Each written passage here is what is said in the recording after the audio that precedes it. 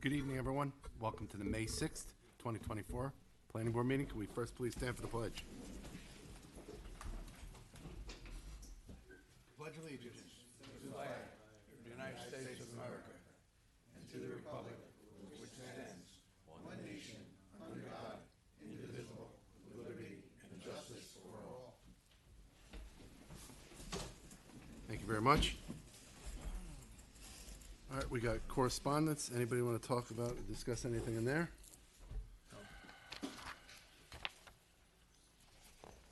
I just want to note for the record that Aaron Bach did put in as required by the Ethics Code, letter why he recused himself from the Tully Sandvoss subdivision.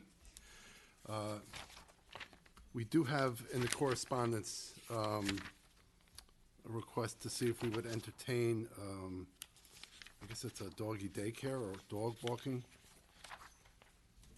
company.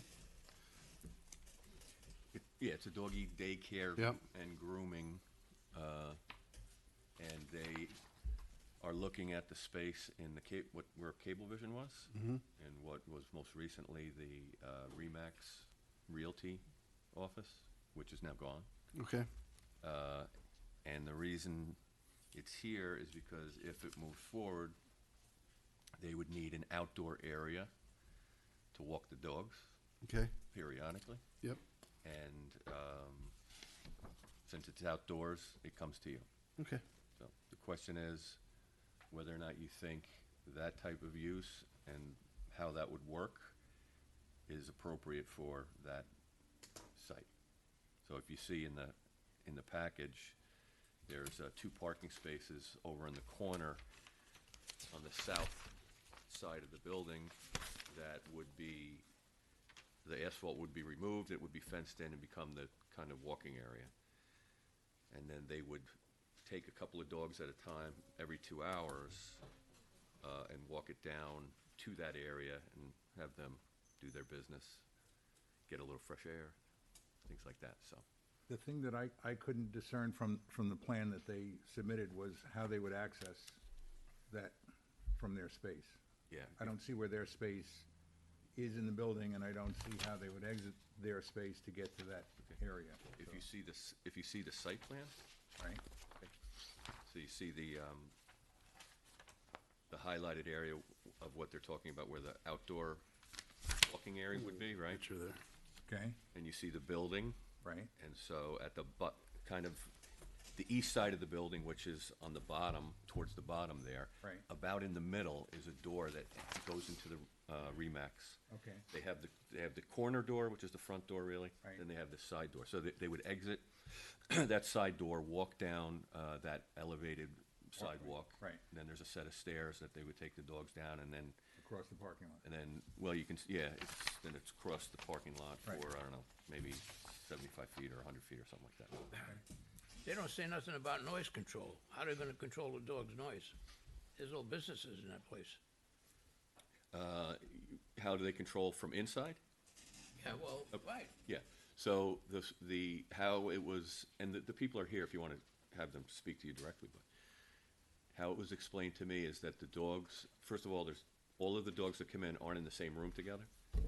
So they cordon them off so that there is not as much interaction with the dogs that becomes in a manner that keeps them or makes them bark. So there, in these types of situations, as it's been explained to me, there is much less barking. There's an occasional barking, but the dogs are interacting with one another in play.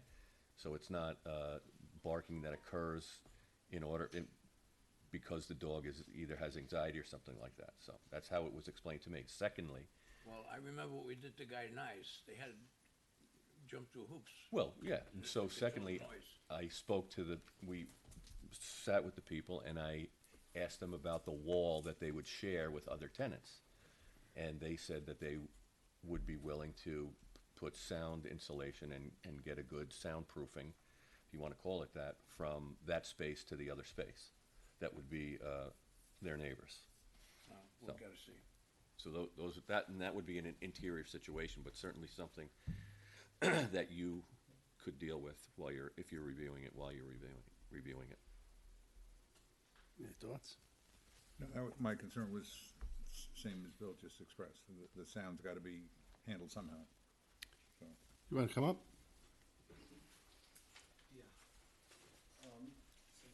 yeah. Yeah, just talking to the mic or Tom will get mad at you. My name is Eric Goldschmidt. I'm the real estate broker for Ed Falkenberg, who's the owner of the property. This is a corner space, so two of the walls are on the outside. The back wall, I guess it's the south wall, has already been soundproofed from the exercise studio because they have music, and that's already been soundproofed. And Mr. Falkenberg said if necessary, he will soundproof the wall that's adjacent to the nail salon that's right next door. This is a one-story building. There's nobody above, so sound should not be an issue. And like I said, the owner of the building will take care of any potential sound issues. Do you know if the demising wall goes up to the structure or? Yes. Okay. How many dogs do you think you'd have there at any given time? It's hard to say. So if I could just clarify a little bit. So it'd be dog grooming and doggy daycare. Sorry to Oh, I interrupt. gotta You have see. to introduce yourself. I'm sorry. I'm Christina Racanelli. I'm the owner of Wipe Your Paws, currently in Mount Kisco, looking to come to the great town of Yorktown. And so I have a current location. I've operated for 14 years now, well versed in all dog stuff. So I understand your concern about the noise. Like Eric said, they'd be happy to do the soundproofing. The landlord's willing to do that, which is fantastic. Also, so the way I anticipate it would be set up if I were to go into that space, I'd put more of the grooming along that wall that's quieter. So there's like crates for dryers, things like that. So it's not that the daycare is going to be up against the wall that is the shared wall with the business next door. So I am very aware of that and very conscious, and I don't want anyone business to be unhappy. So I anticipated, as far as daycare, about 30 dogs a day, but it's not necessarily 30 dogs at the same time. So there'd be at least 2, maybe 3 daycare rooms, depending on the configuration. That would be on the wall, the outside wall where the windows are. That's where the daycare rooms would be off of. So the dogs that are playing, they're running around. Of course, I'm not going to say that it's a silent situation, but it's nothing like Guiding Eyes setup, which is a kennel. So dogs in a kennel tend to be very stressed. There's something called kennel stress. They're there for long periods of time. It's not their home. It's not this environment. They feed off each other. These are dogs that come for daycare. So they come to play. They come for socialization and exercise. But it's a positive environment for them. So there's none of that nonstop barking that happens in a kennel. It's very different than a kennel situation. And your location in Mount Kisco, are there tenants next door to you? Yes. There's actually a letter from my co-tenant that's in the packet. It's the Poppery. And so she shares a wall with us, and she wrote a very nice letter about how there's never been an issue with noise or, even the outside area always being kept immaculate. The dogs, so the outside area, I want to be clear, is also not for the dogs to play. It's not daycare and dogs barking outside or anything like that. It's simply for them to go to the bathroom, to keep a sanitary business inside. So the dogs, they go to the bathroom, we clean up immediately after them. There would be a poop station there that has bags that we clean up and, a receptacle. So they would clean up right away. The dogs come back inside. It's not a play area outside or anything like that. Okay. Do you see a need to have a striped walkway? Because you're going to be, the site has traffic coming in off of 202. And then you have to go around the building to exit back onto 202. So Correct. all the traffic is going to go right through your pathway to this area. Right, so I don't anticipate that we would need a walkway. I actually think it's really, really beneficial that the driveway is in such a way that it's one way, like you're Right. saying, going this way because they have to go around the building. So when my staff would be walking the dogs, they would come out that side entrance. There's like a little bit of a walkway that's Right. upraised down a couple stairs, and then like you said, it was like 75 feet or so. You'd be able to see any cars coming very easily. There's no blind curve or anything like that. So they'd be able to walk them right across and right back. I really don't anticipate a problem. No, I was just thinking it might be beneficial to have it striped and have a stop sign there. Oh, I that- see, so just people so- watch out for you rather than the other way around. Yeah, if the town likes that, Yeah. great. So, I mean, that's not a big improvement that the landlord would have to endure, so. Yeah. Okay. Anything else? Wait for the, Yeah, no, I have no problem with it. You want to get them set up to come Yeah. see you on a more formal basis? Okay. Yeah. All right, thank you very much. All right, thank you. Thank you. Okay. Okay, next we have the meeting minutes from April 15th, 2024. Any comments, additions, alterations? Oop. Bob? We're good. Counselor? No, Mr. Chair. John? No, nothing more. Do I have a motion to approve the meeting minutes of April 15th, 2024? Second. All those in favor? Aye. All right, we'll move into the regular portion of our meeting. First up, we have the Confident Kids Club. This is a decision statement. Location is 3535 Compound Road. Good evening. Good evening. How are you? I'm good. How are you? Good. Have you had a chance to review the, Yes, Resolution? and I reviewed the resolution. My clients reviewed the resolution, and they had no questions, no problem. anything further? Counselor? No, Mr. Chair. John? Nothing further. Okay, that being said, do I have a motion to approve the resolution for approving the site plan for the Confident Kids Club? Motion. Second. All those in favor? Aye. Aye. You're all set. Thank you very much. Good luck. Thank you. Do I have a motion to move into the work session portion of the meeting? So moved. Second. All those in favor? Aye. First on the agenda is the Curry Honda Large Scale Solar. This is discussion of site plan, locations 3845 Compound Road. Hello. How are My ya? name is Nicholas Spear. Doing good. Good. Director of Quality Control over at Freedom Solar Power. Hopefully I can answer all our questions, so what do you guys got? You want to talk about the system first? Yeah, so it's believe it's 287 kilowatt system. We're pretty much trying to maximize the roof space, keeping up with all the international fire codes, national electric code. Also trying to, provide them as much power as we can to offset their building. To be frank, there's not enough roof space to offset their full consumption, so really maximizing as much as we can to get them close. It's your standard solar system, nothing really special about it. Grid tied, we use module level monitoring devices, so it's one of the safest systems out there. Safety voltage is much lower than your standard solar system that was installed 15 years ago. Is the system on the flat or is it raised? It's flat. It's Flat. flush with the roof. So if you're on Route 202, is there any visibility of these units? So directly in front of the building, you've got the parapet wall. Yep. And that covers all view from all panels. Yep. Now, when you're at a very wide angle from either direction, Yep. you do catch a little glimpse as you're, traversing past the building.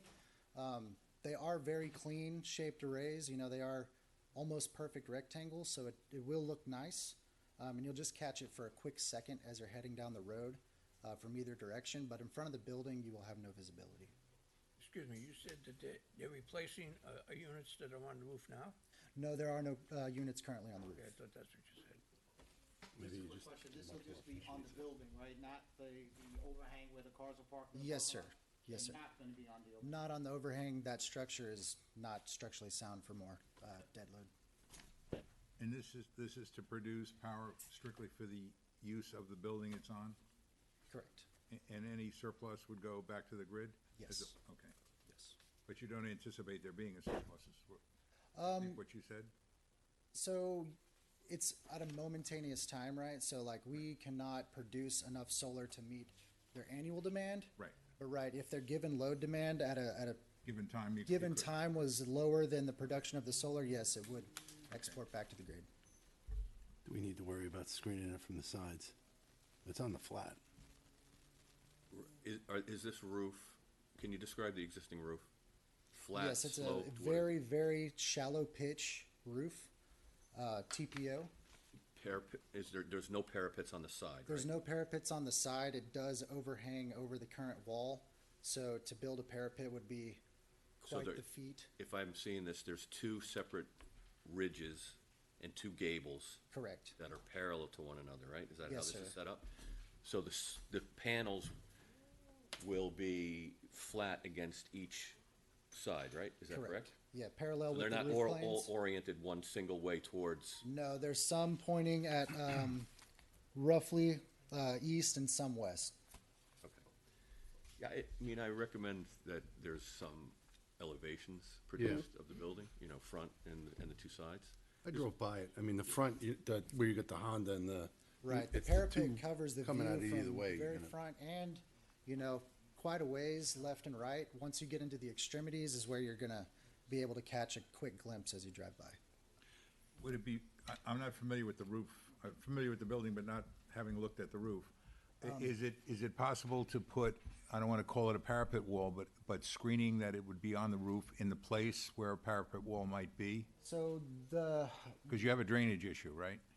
right, those roofs were not designed for a parapet, so to Right. go in and remove the roof, cut it back, build the wall up. Right, I'm not suggesting that, so what I'm suggesting is that could there be a lightweight structure placed on the roof that is not acting as a parapet, is acting as a screen? It could be possible. Okay, Could be possible. They also have skirts Right. that attach to the panels that make it, you know, a very clean look. You see a lot of the newer homes that are getting solar that have that, and it makes a nice, sleek, clean look. I mean, also an a option. screen could be canvas, like an awning, could be that kind of a material, lightweight. okay. I'm just saying something, Right. a visual screen, not a parapet wall that's doing other things. Got you. That could be possible. Okay, because you could keep that up off the roof 6 inches or so to let water and snow, Yeah, we could attach it and. right? Get I'm some not saying that we verticals need it, going. I'm just trying to define what the circumstances are, that's all. Right. Okay. And if you did want to see some photos of kind of the side angles, there are some on that PowerPoint. If you're gonna put solar anywhere, this is the perfect place for it. Yeah, Yeah, there's a lot of tree cover from the back of the building as well, so Yeah. you won't catch any view from that direction. John, are we bound by the visual constraints for large-scale solar From behind? that we've talked about? We'll have to look. It may be, that may be for ground mounted, Oh, okay. so roof mounted, large, although large scale may be a little different, but we'll take a look at that. And the solar moratorium is, Still on. okay, so he's aware of, you're aware of the moratorium that we've been dealing with?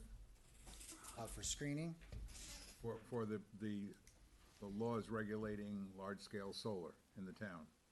I would have to brush up on that. I'm not familiar. Okay, because we've been, Turn left The on plan- Thornhill Avenue. Then turn right on Obviously, I arrived. the town has implemented a moratorium for the review of large-scale solar. So an applicant in front of us now would have to proceed with us with the understanding that that moratorium is in place. So we can have these discussions, but we can't take any action on your application until that moratorium is completed, Okay, which may in fact change the laws that we will be constricted by. So, just so you're aware, if you want to continue forward, we're happy to have the conversation, but knowing that we can't address some of the specifics if those specifics get changed in the future. So rather than wait for the moratorium to be lifted, we can continue the conversation and see what the moratorium brings us, and then we'll both know at the same time, and we can correct it, adjust it, or simply go with, you know, what we've accomplished so far. Yeah, It that's may fine. not, it may not affect the result that comes out of our conversations. okay. But it Yeah, may. That's fine. Okay, as long as you're aware. And I think for us, the biggest thing would be screening. Right. So if you could work towards that, I would certainly sit down with John and Robin and work through the details of what the moratorium is talking about. But I think on our end, you know, clearly you're not touching the ground, you're on top of the structure. If it's screened, I think that's gonna be our That's biggest, probably the biggest concern we have. Okay. and it's from residential. The front, I don't think you're gonna see much except on the approach either way. Right. Okay, I'll follow up for details on the moratorium and to set a meeting and discussion up with. Yes, set up with Robin I and think, John. I think your presentation should give us some views from the sides that we're gonna be talking about. So any, either photographic or drawings that'll show us what that will be. Okay. Obviously, the further you go back on the building, the less you're gonna see it from the road, but that may not be the only concern if there are neighbors that could be affected by it. Okay, Okay? thank you. All right, you. thank you very much. Okay.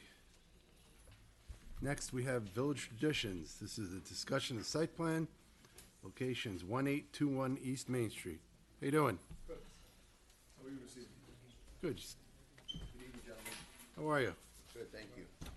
J.D. Suma for the applicant, 1821 Main Street, Mohegan Lake.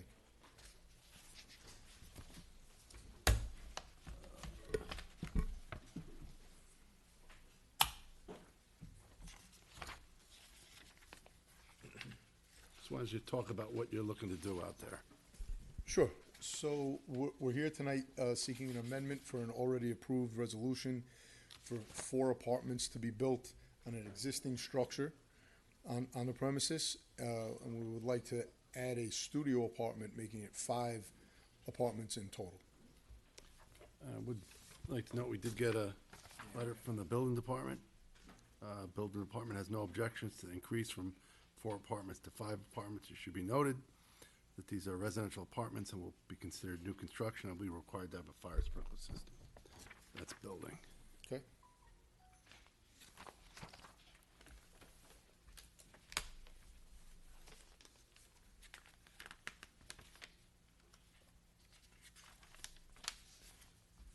When did we originally approve this? 2018, it said, Is it that long ago? 2018, May 21st.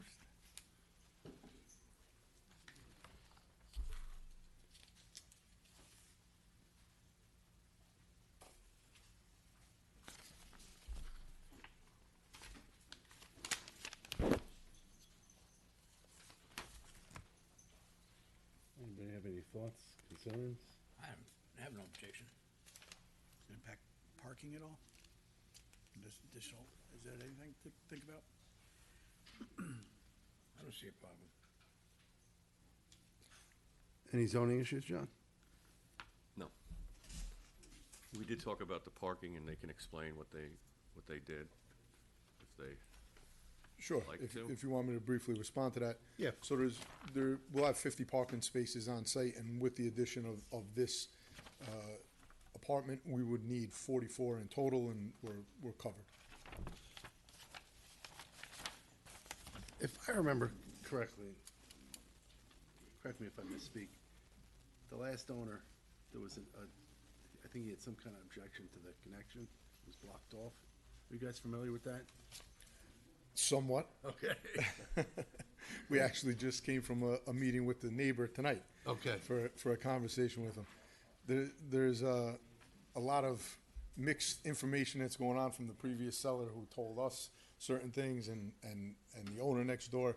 My understanding, and you guys could certainly shed some light on this if you know, we don't understand it, but if we wanted to put a drive-through, which we don't, on our property, we had to work alongside with the neighbor to have access for a turnaround on his property and come back out the back of ours. And in the same aspect, if he wants to build on his property, he needs access to the back of our lot as well.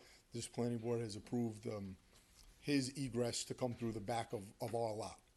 So if either one of us wanted to do any new construction there, that we would have to coincide with the other to help each other with that. yeah, so. That's our understanding. I'll add to that a little bit, which is that the requirement of both site plans is to meet up in the back, and that when you redo your site, in particular in the front, and you refigure that connection into his is also required. So he has a requirement, and you have a requirement to have those connections. The former owner was worried about egress, but really the practice in Yorktown has been when it's feasible to connect parking lots, and that's, I think, how you should consider it. It's a connection of a parking lot. They're all over Yorktown. They're really in a lot of more places in Yorktown. The triangle here has the CVS property connected to the triangle with two separate ownerships. They work together. Across the street from your building, the CVS is connected to its neighbor. It's just a parking lot connection, so they work together. It helps keep traffic from having to go onto Route 6 to go one door down. So that's its real intention. It makes your front parking lot much safer for people to move in and out, because they will have the chance to go out and through your neighbor's future build and back out your back lot to the light, because some people don't feel comfortable making, you know, left turns across traffic and so forth, so it can get a little hairy for some folks, so it just makes everything safer. Now, our, you know, the former owner of your building thought and felt that it was going to compromise his situation. So your neighbor didn't feel that way, your current neighbor. The board didn't see that this would be used as the single and only egress for your neighbor. We don't believe that's going to happen. So really, it's to make those two parking lots and two sites work together, so to make it safer for everybody. That's it. So what triggers this new egress situation? Okay, so in the rear, your parking lot's already built, I think is set up to meet your neighbor's driveway when it comes. Yes. Okay. When he builds out, that's when your front probably needs to be reconfigured. Your front lot will connect to his, and your curb cut will get narrow and more narrow and therefore more controlled. And when people come in and they back out, they'll be able to go in through his lot and come out your back lot to the light. So If they're gonna make a right-hand turn and go west, they can just go out the way they came in and go right on Route 6. So for his site plan approval, he needs this egress coming out the back, which will then trigger the front to change. And that will be when he decides to build that project, then we're gonna have to work together on how this logistically gets done. Yeah. And essentially, if what I'm hearing, this would be part of his cost of construction, because right now this. Well, doesn't- Unless you want to kick in and do it for. Well, Oh, some we're of it nice will be. guys, but we'll have to figure that out. Some of it will be yours, so the front of your building, the front lot, will need some, you know, amendments, which you're gonna pay for, because it's your site, and it's under your approval to have that done when the connection comes. From the property line, you know, interior to his, there's this little sweeping throat of a connection. He'll be building that. But the coordination will become as to how you guys meet up, you know, and work that out. But some of the interior renovations to your front lot, obviously, I think are gonna be paid by you. So fortunately, when we talked to him tonight, he has no plans of building anytime soon, and he said he probably will die before it's built. We suggested that maybe we'll buy it from him first, so we'll see what happens down the road, but I understand what you're saying. Okay, yeah. And you're okay with it? It doesn't sound like I have much of a choice tonight, right? This was with my predecessors, so what can I say? I would take a look at his site plan. I think it is a pretty good plan. I know he was having struggles with the DEC, if I remember correctly. I think even the town wrote a letter to the DEC stating that we were in favor of the project. I think it was the back area and parking. It's going back a minute. But I would take a look at that. But, go ahead. I just don't wanna have any issues in the future that, you know, so you'd be okay with it, right? You didn't answer the question. You said you didn't have much of a choice. You guys would be okay with working because that, everything's contingent on not having issues in the future. Listen, Mr. Esposito, you put me on the spot here. I wasn't ready to answer questions about this particular plan. And for me to flat out say that I have zero objection, I think my answer is I don't have much of a choice if this was what was resolved, you know, prior to me. Tonight, that's the best that I could respond to that. So if I could, does anybody have any objections to the apartment? No. So what would be the next step here with the change? And anyway, that's down the road. It's far down the road. He talked tonight, he said he had no interest in building it. Yeah, he's got a long road, if anybody ever did that. But with this, what would the next? We'll get you a resolution for next time. All right. So there's no objections. We'll get a resolution ready for the change and the unit count. What I would do in the meantime is Chase, take a look, just so you're completely familiar. John and Robin and the department have the plans there. You might just want to go take a look at it so you're completely familiar with what is shown next door. Okay, All right? okay. Okay. Thank you very much. Thank you. All right. We'll see you next time. Have a good night, guys. Okay. Next is the Foothill Street subdivision. This is a discussion of a major subdivision. Locations 3850 Foothill Street. How you doing?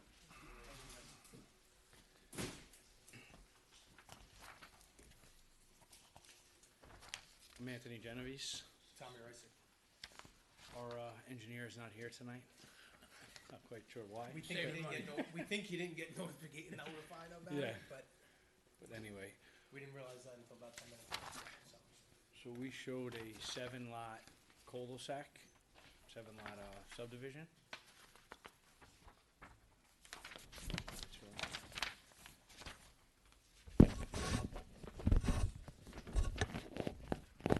So the proposed subdivision would be serviced by septic, I see on the plan? Septic, all Right. septic, yes.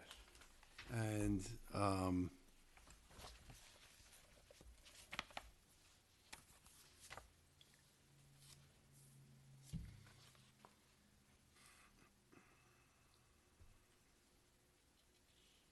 trying to remember the wetlands out here.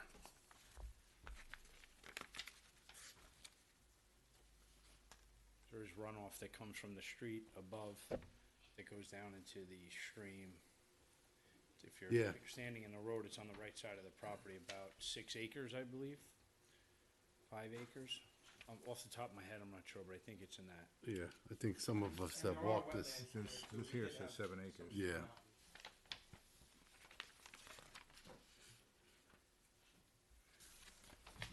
Did you, I'm not looking at the plan now, but we did have it flagged and So you- surveyed, I'm not sure. Yeah, no problem. so you had it flagged by your wetland We did. consultant? We did have all the wetlands flagged. Okay. I don't know where these plans are, in coordination with that. Uh, Okay. I almost think we should be, He wants to wait Our for the engineer's engineer. not here, I feel like we should reschedule and come next. No you know? problem. All right, so why don't we, Yeah, we just didn't wanna walk out without at least saying. we appreciate that. So why don't we wait till the next time? We are meeting, oh, geez, 2 weeks? If it's every 2 weeks or next month or whenever it is. it's Yeah. supposed to be then. All right, so why don't we see you I back hate on, him. why don't we see you back on the 20th, 20th? That's all right? Okay. Thank you, Okay. guys. Thank you. Appreciate your time. Sorry Right. about that. No, no problem. Have a good night.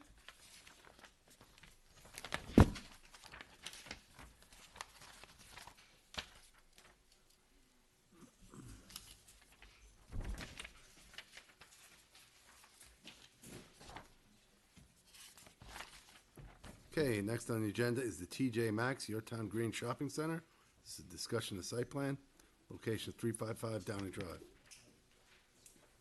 Chair, good evening. How are you? Good, how you doing? Good. Barry Shefazada from Harris Beach for the applicant.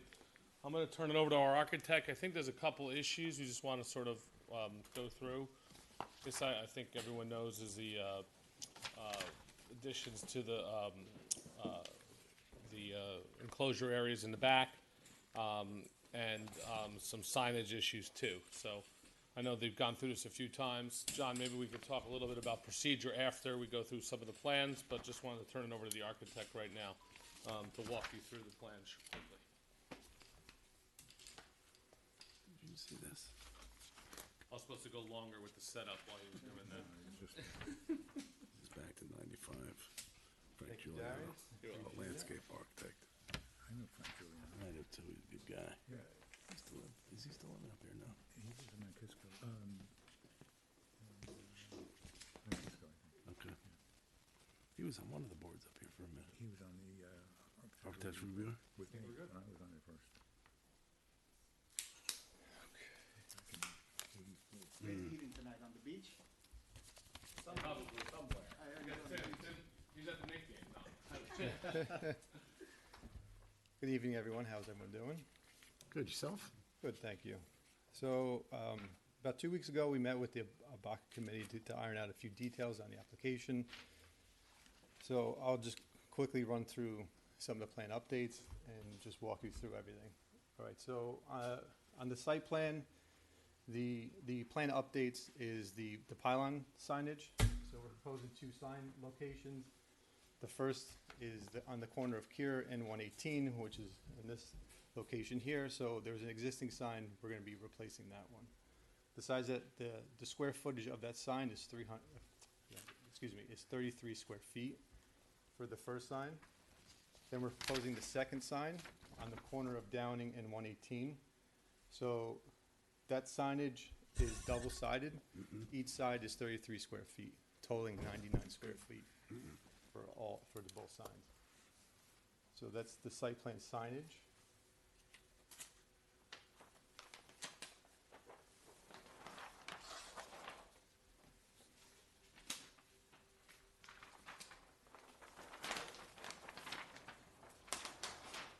The landscaping, so we had updated our landscaping plan. So along the front, we're proposing new landscaping planter boxes, and that's shown here along the front, along the drive aisle. So we have elongated the planter boxes to allow for additional plantings. And we have 1, 2, 3, 4, 5, 6, 7, 8 locations that are spread out. So we have the trident maple trees, and then a mixture of lower plantings, which is the Parrot hoista and the blue sledge trees, just to provide additional color and landscaping along the front to beautify it. We also have included 2 bike racks along the front to help with younger children and even adults that like to commute via bike to the shopping center. Elongated planters were all requested by Bach, and I think discussed with this board last time. The planters being elongated were discussed with Abaca, Yes, that is correct. and they wanted them longer, so we accommodated. put that in the plan, yeah. Yes.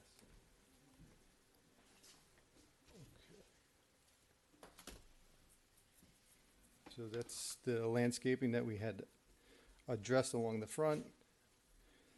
Additionally, we haven't provided any additional landscaping around the back of the building, so everything we focused on is along the front. So I think this is a good segue to get into the architectural of the building and just kind of address what the plan updates to the actual building and elevations.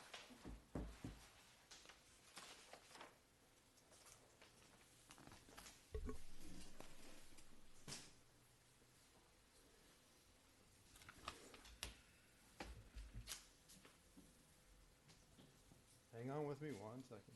I apologize.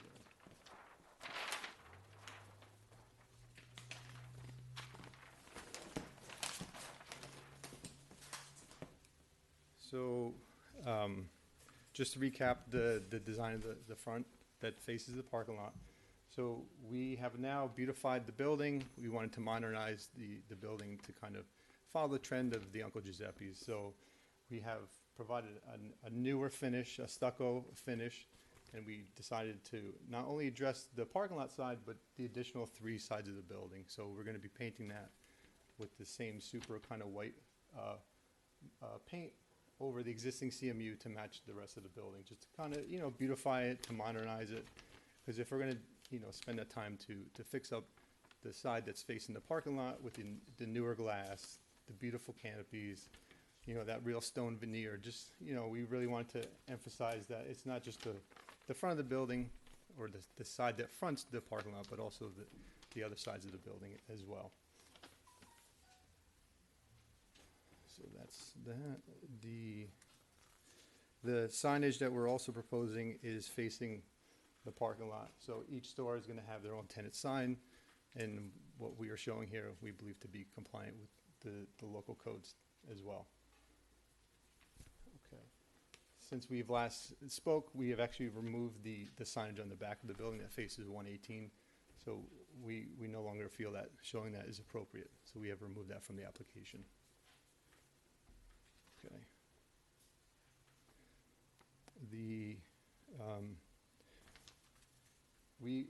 So in terms of screening, I know we had a conversation a couple of weeks ago about screening the rooftop equipment, the mechanical equipment. So at this time, we are not providing any screening, any parapet screening or mechanical screening. We believe that, excuse me 1 second.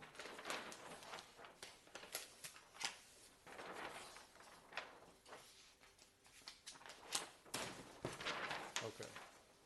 So the reason why we're not providing this additional screening to the rooftop equipment is because the height the way our building is sitting, we're much lower than the 118. So 118 is it's a faster highway, it's higher speeds, vehicular traffic is really fast in movement. So there's no real reason for someone to drive by and really focus on this building. So we feel that it's an existing building.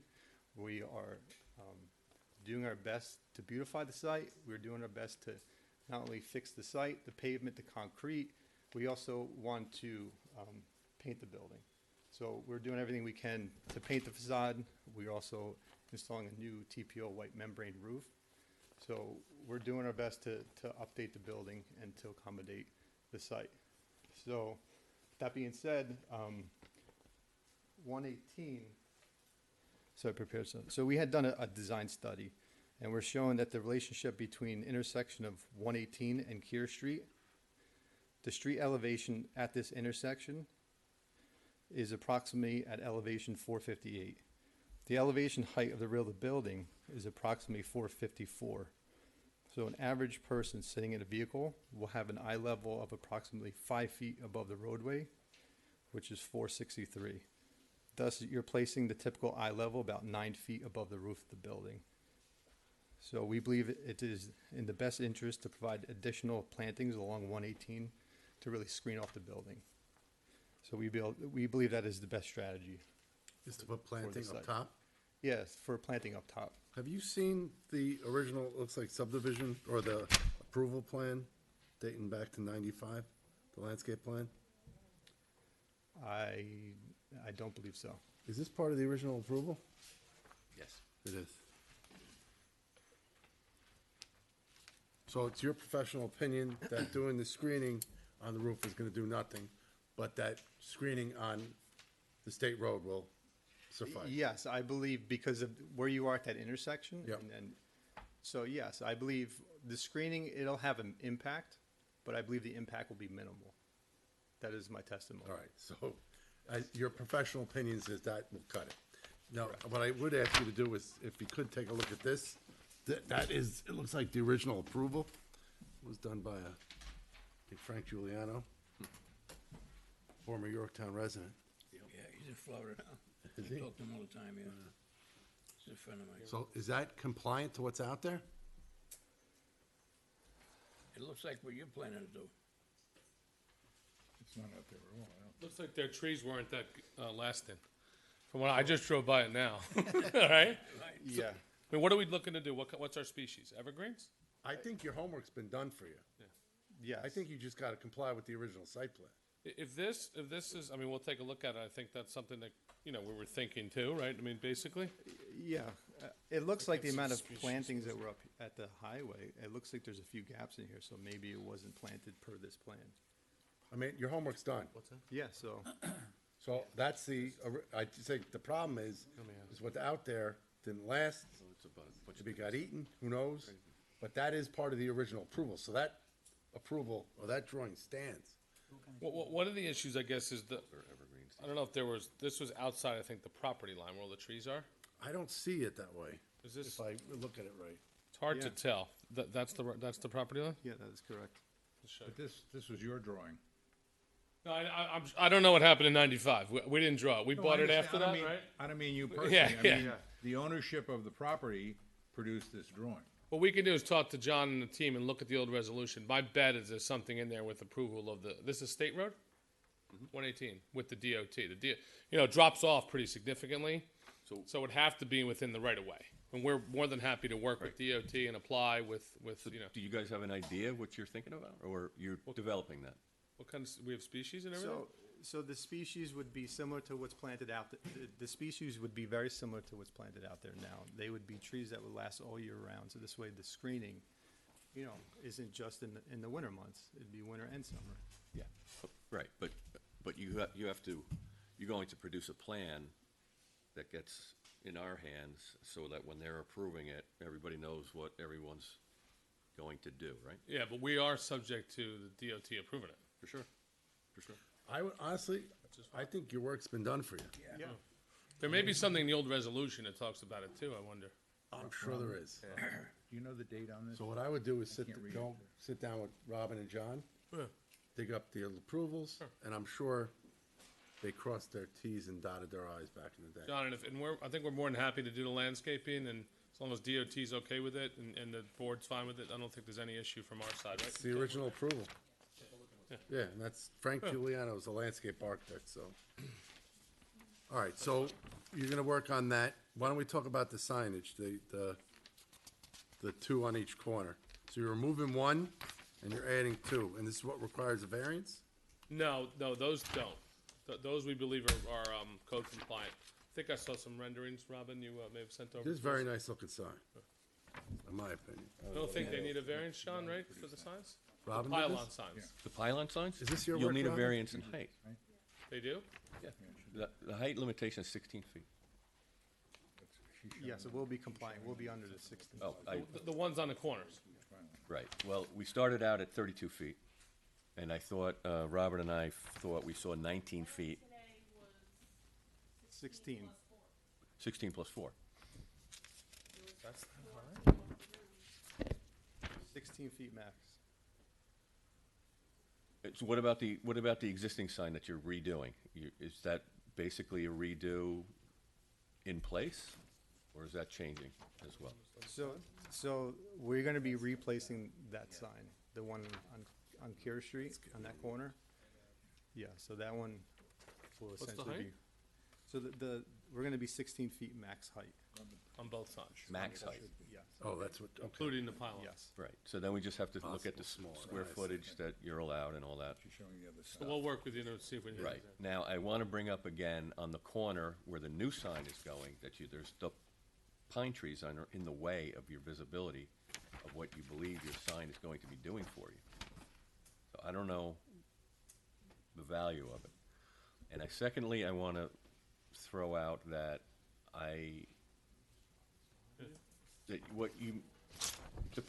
we always look to signs in our preference. I don't know if you've seen our sign manual. We have a sign manual.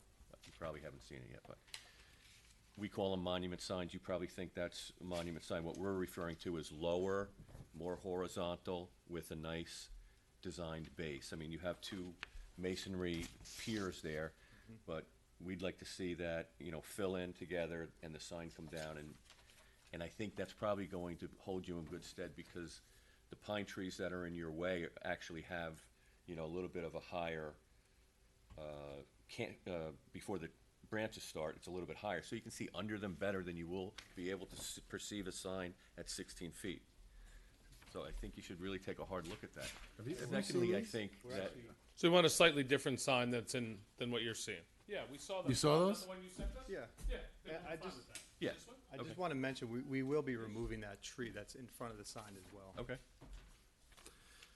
Yeah. Yeah, those are fine. Those look, Yeah. nice job, Robin.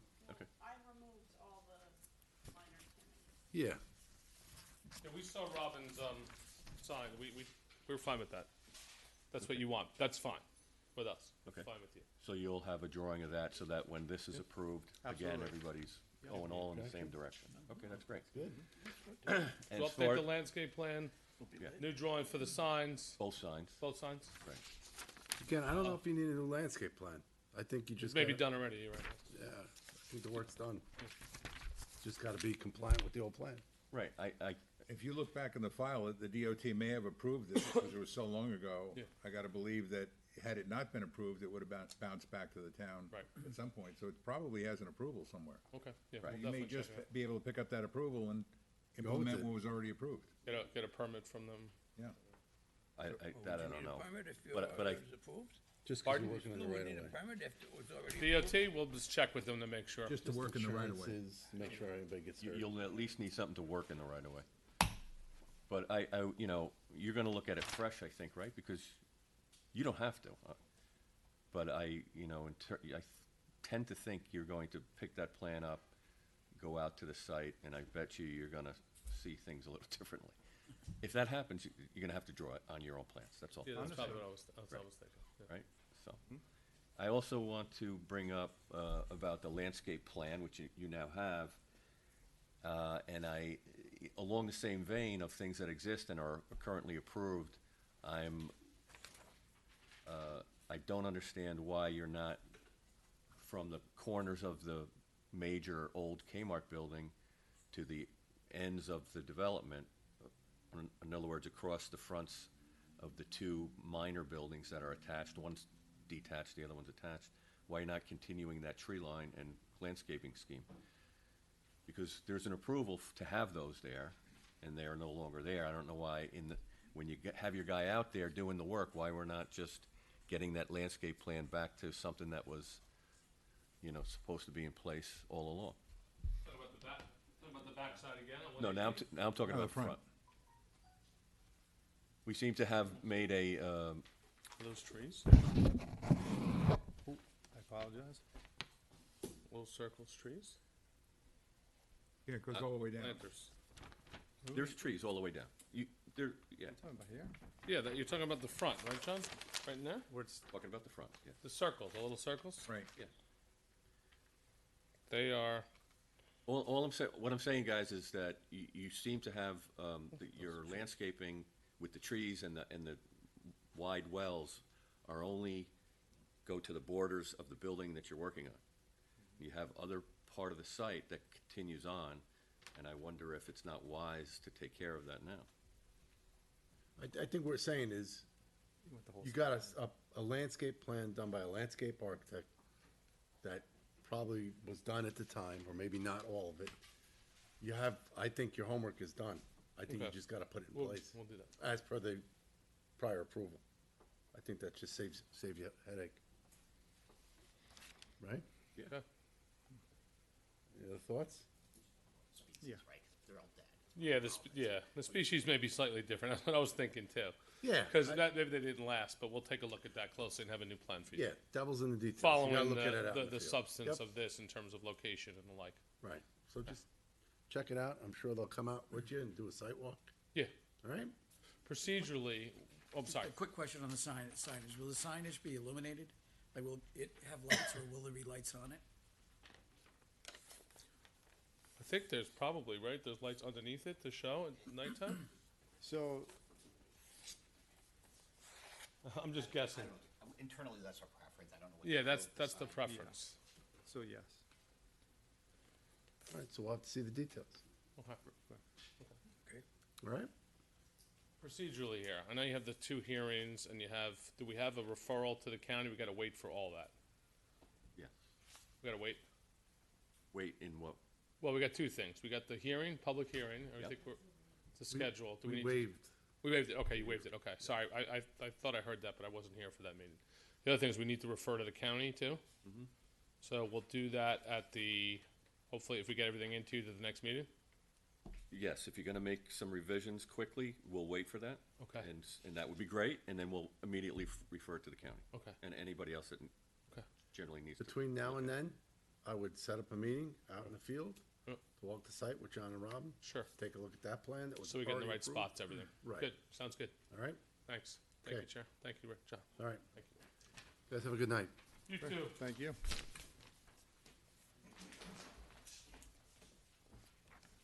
They may wanna stay for this one. Yeah, did we address the next one, the zoning board referral, same topic? Yeah. Well, they've gotta come back. Well, by the way, guys, this referral that we just got still shows a sign on the rear, I believe.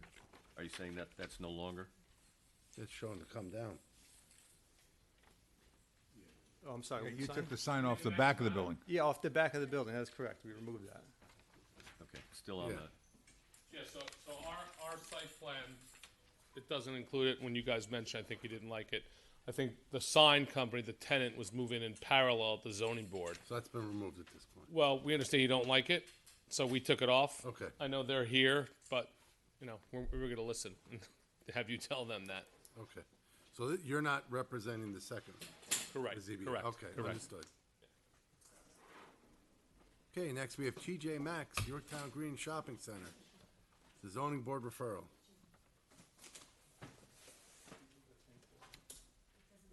Oh, it's not working, sorry. All right, that's broken, that's okay. How you doing? All right, how's it, everybody? Good, good. My name's James Polinsky. I'm here from Signs Inc. down here. So, I wasn't expecting to be at the planning board, and I was alerted that I had to come to the planning board. And the But you're good- happy now, right? Well, the good thing is I spoke with these gentlemen out in the hallway, and I learned a lot of things prior. So we're proposing one main front sign. It's over the square footage, so there was a variance that we're requesting for that front sign. TJ Maxx as well was requesting two signs in the rear. One that faces 118 directly and one that would be on the side of the loading dock, which now I'm understanding that they might not be allowed.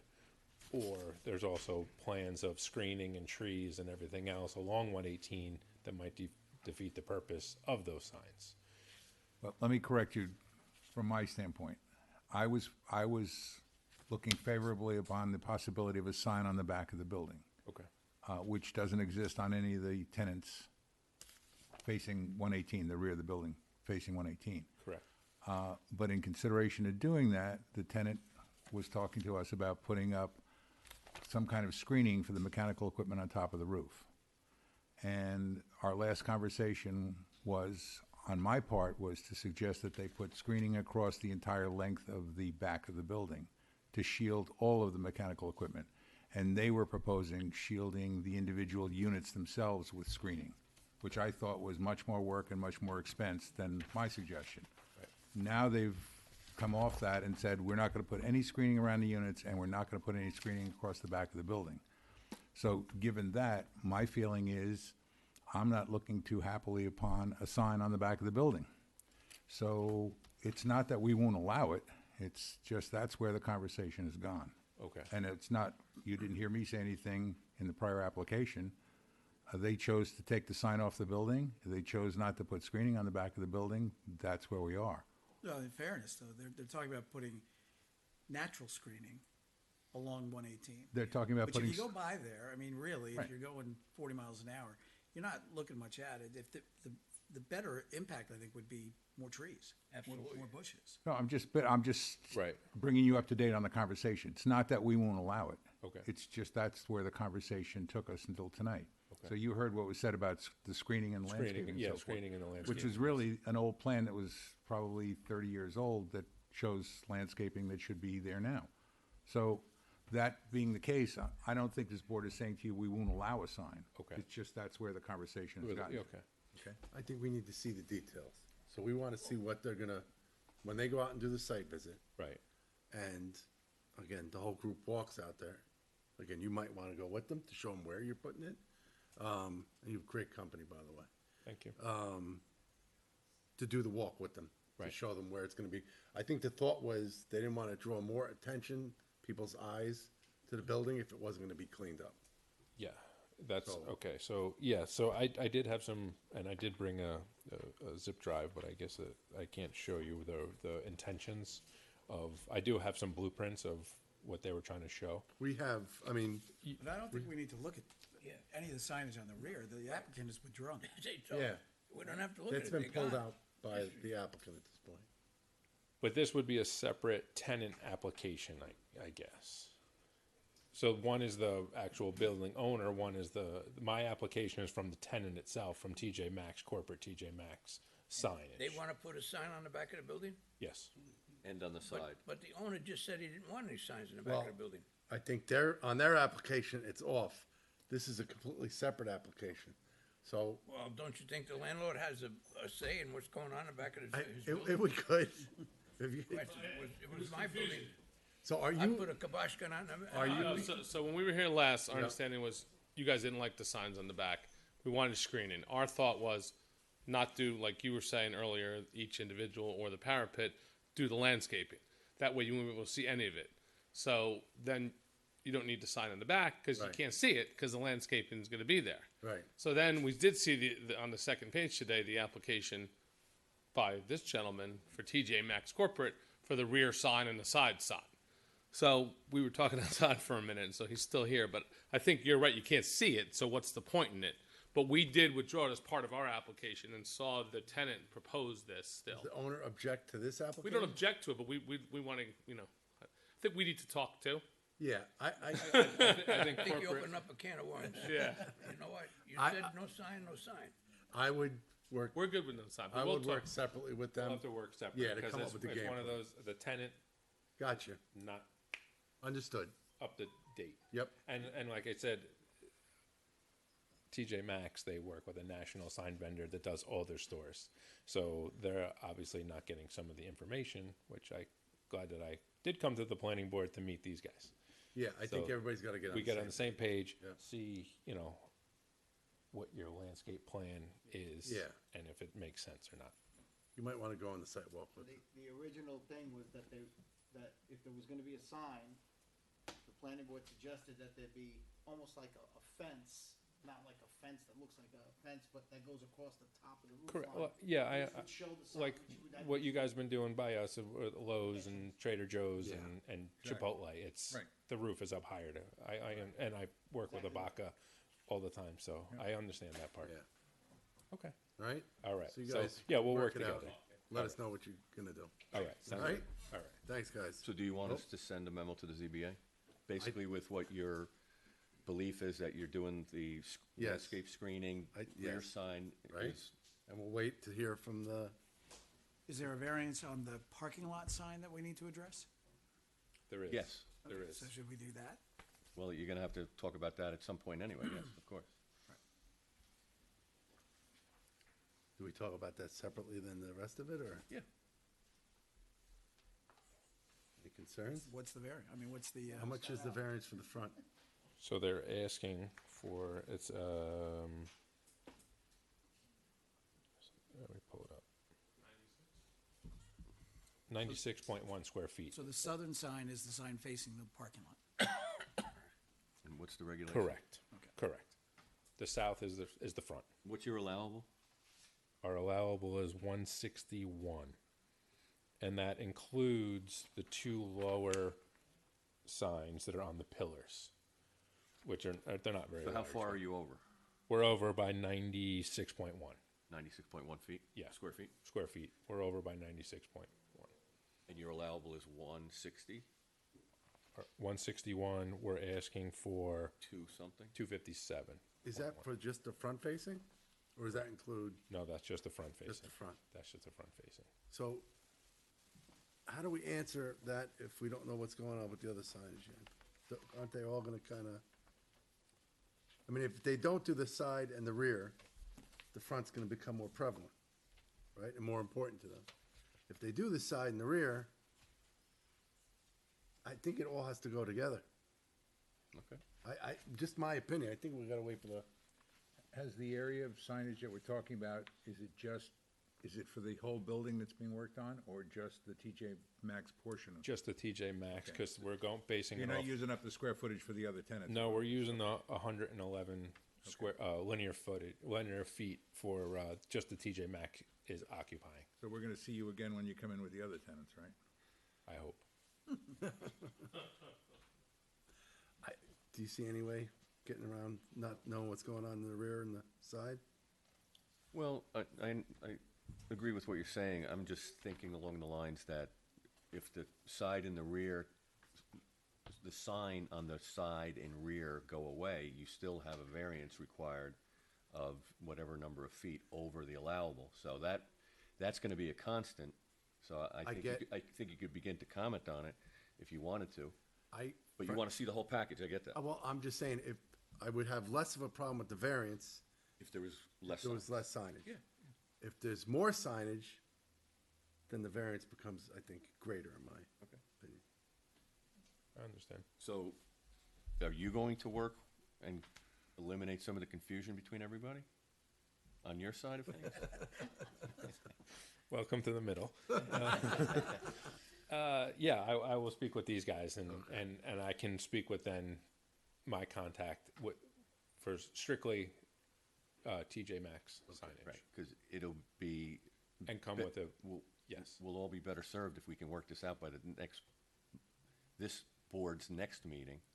Correct. So that we can get this to the zoning board, the commentary to the zoning board and get it settled So we before- were on for the zoning board. Yeah, what's the date So- of that? Is May it 23rd. 23rd? So should we, May 23rd? I believe so. Yeah, the next meeting here is May 20th. Okay, all right. So if, All right. in the next 2 weeks, you can get all of this worked out and we get closure with everybody, you can get back here the 20th, and on the 23rd, you may be able to get closure and an approval for whatever it is that we Okay. all figured out to work Okay. on. All right. Sounds Right. good. All right. Thank you. Thank you very much. All right. Couple Have a months good of night. therapy, you should be fine.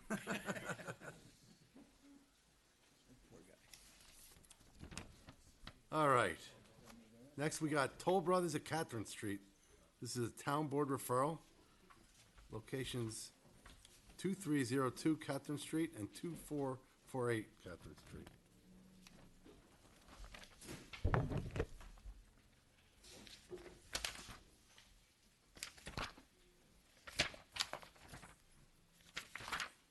Hey, good evening, everyone. My name is Jacqueline Cohen. I'm an associate at the law firm Zarin and Steinmetz.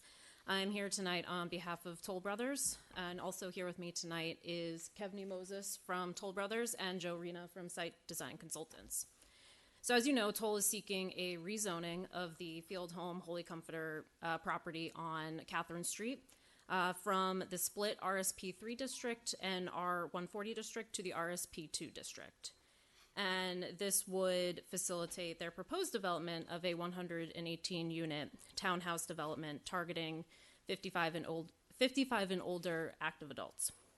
So this project is currently before your board on referral from the town board as they're reviewing the rezoning and seeking a recommendation from your board as it pertains to SECRA and the rezoning.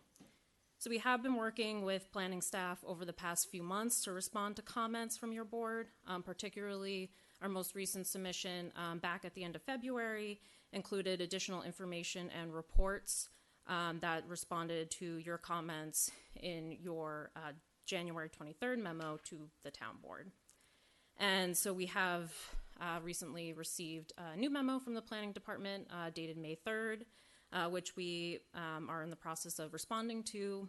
And Toll is eager to advance the town board's review process, and we do believe that we have provided sufficient information on the record for SECRA review. And so we are hoping that tonight we're requesting that your board finalize your comments and your recommendation, and that you authorize planning staff to send that report back to the town board so that the town board can pick back up its review of the rezoning and also SECRA. And so with that, we're happy to take you through any of the project materials and answer any questions that you might have. Any questions? Do you want to just talk about briefly the existing zoning and what's around the proposed development real quick? Absolutely. So right now, the property is zoned, it's split zoned, it's partially in the RSP3 district and the R140 district. It is directly, so on the property is the field home building, and it is right next to an assisted living facility. And then I believe across the street on Catherine Street, there is another townhouse style development. And then you have Jacob Road to the south, I believe, and Old Crampon Road to the north. The development right across the street from this proposed zoning change, is that very similar to what you guys are looking to do here? I believe it is. Yes, it is. So this type of development exists in the area already, Correct. basically directly across the street. Yes. Everybody's had a chance to take a look at the planning department's memo? Yeah, could you just go over again the rezoning of the area that's in light green on the map that's shown? Just the reasons behind that? I know it was explained to our board once before, but just to update us. Is it the area that's labeled conservation area? Yes. So that area, it's still, so the entire property would be rezoned to RSP2. Right. However, we're going to set aside approximately 14 acres that's shaded in light green there to be put into a conservation easement. Right, so there's no development proposed. That's the point I'm trying to get Correct, at. yes, no development I asked that proposed. question before, and I just wanted to hear that again, I guess, to just kind of summarize my thinking. Correct, yes, and it's mostly, that area is mostly wetland anyway. So it's just to put the zoning in the proper context for the entire site, not to achieve any other units? Or Correct. unit count? Correct. Okay. have a problem with the sewers. Yeah, we got an update on that. Have you guys addressed the sewage? Yeah, Dan here? That was Look, there he is. He Right must on have, cue. he must have heard us thinking about him. Good evening, Psychic. members of the board. Thank you, as always, How for are you? hearing us this evening. I'm well, thank you. Good.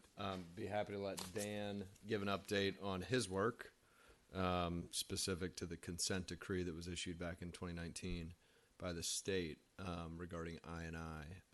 I can tell you that Toll has decided to help participate in investigating I&I within the basins where our project lies. And that work is actually kicking off this week, which we're very excited about. So our team from Weston and Sampson is going to be going out within Basin 11 in town and doing investigations on existing manholes to see a couple things. So is a manhole located in a low spot without proper waterproofing, where during a rain event, water is getting into that system?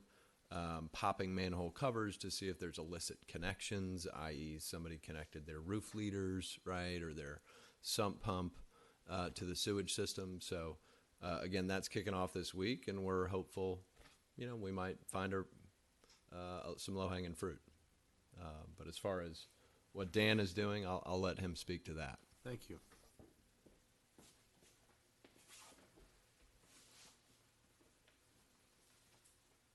Good evening. At this point, we're just working with their consultants. We've provided them with mapping and GIS data so they can keep track of manhole numbers and, so we can find out if there are places that need repair.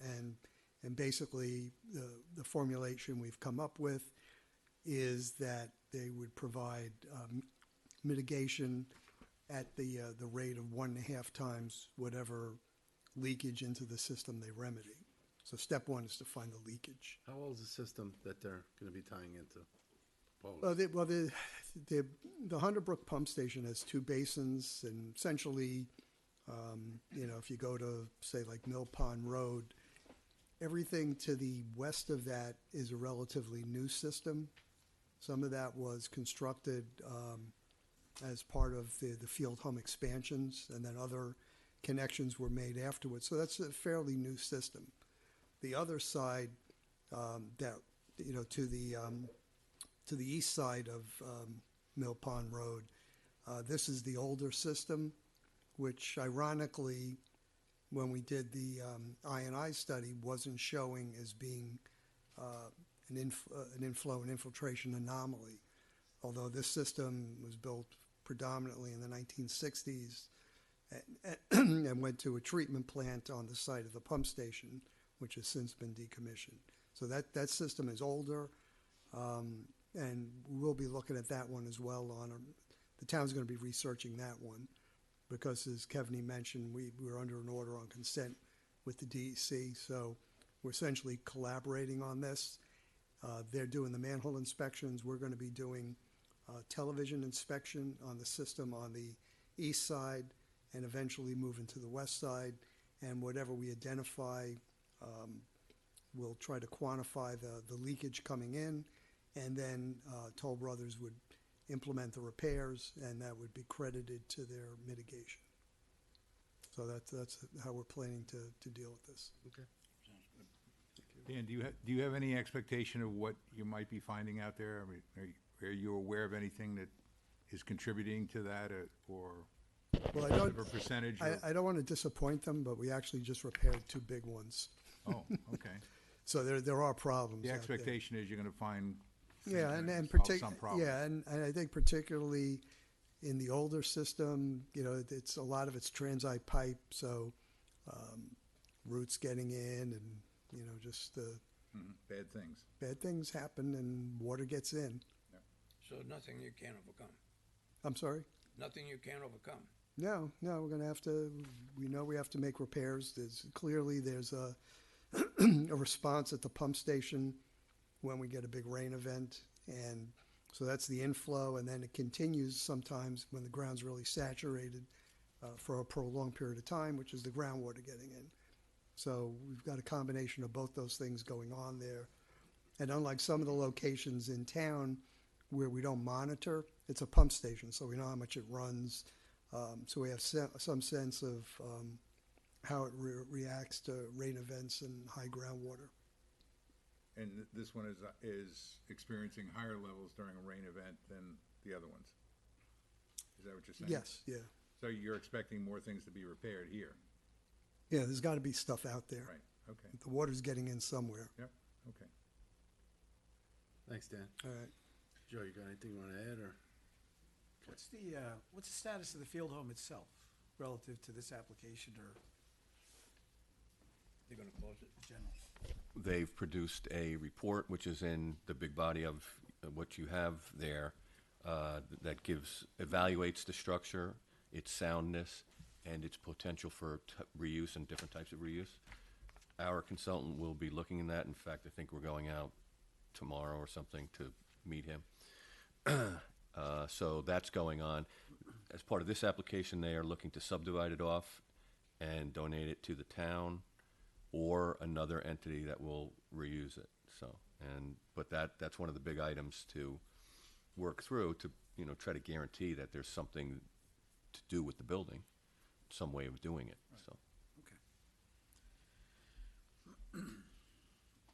Anything else? I guess I do have one other thing. When you state 55 active adult, is there ever a chance that you would say no? We want to make it where families can come in with children, and suddenly you need bus service, or it might impact the schools. What's the? Thankfully, no, sir. It would be deed restricted. It would also be clearly laid out within the offering documents with the HOA, so there would be zero chance of any school children being generated by this project. Hence, that big number up on the screen of over $1 million of net annual tax surplus. It's a big reason why. What you're thinking is 55 is very, very young. That's about how active. All right, so we stick with the memo? I think so.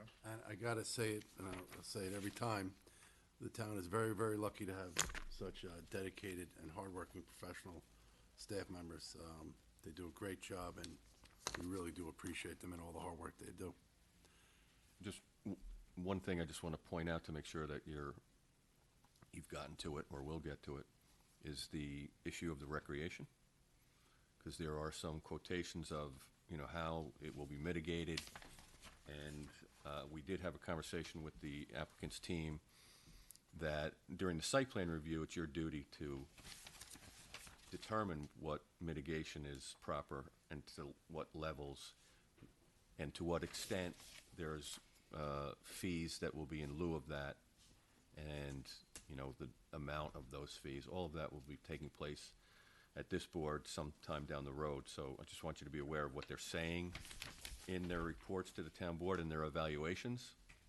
And if you have any comments on that, we certainly can pass them along to the town board. But I think there's an important, procedural aspect of that I think everyone should be clear on. Yeah, just let me quickly pop in on this for a moment.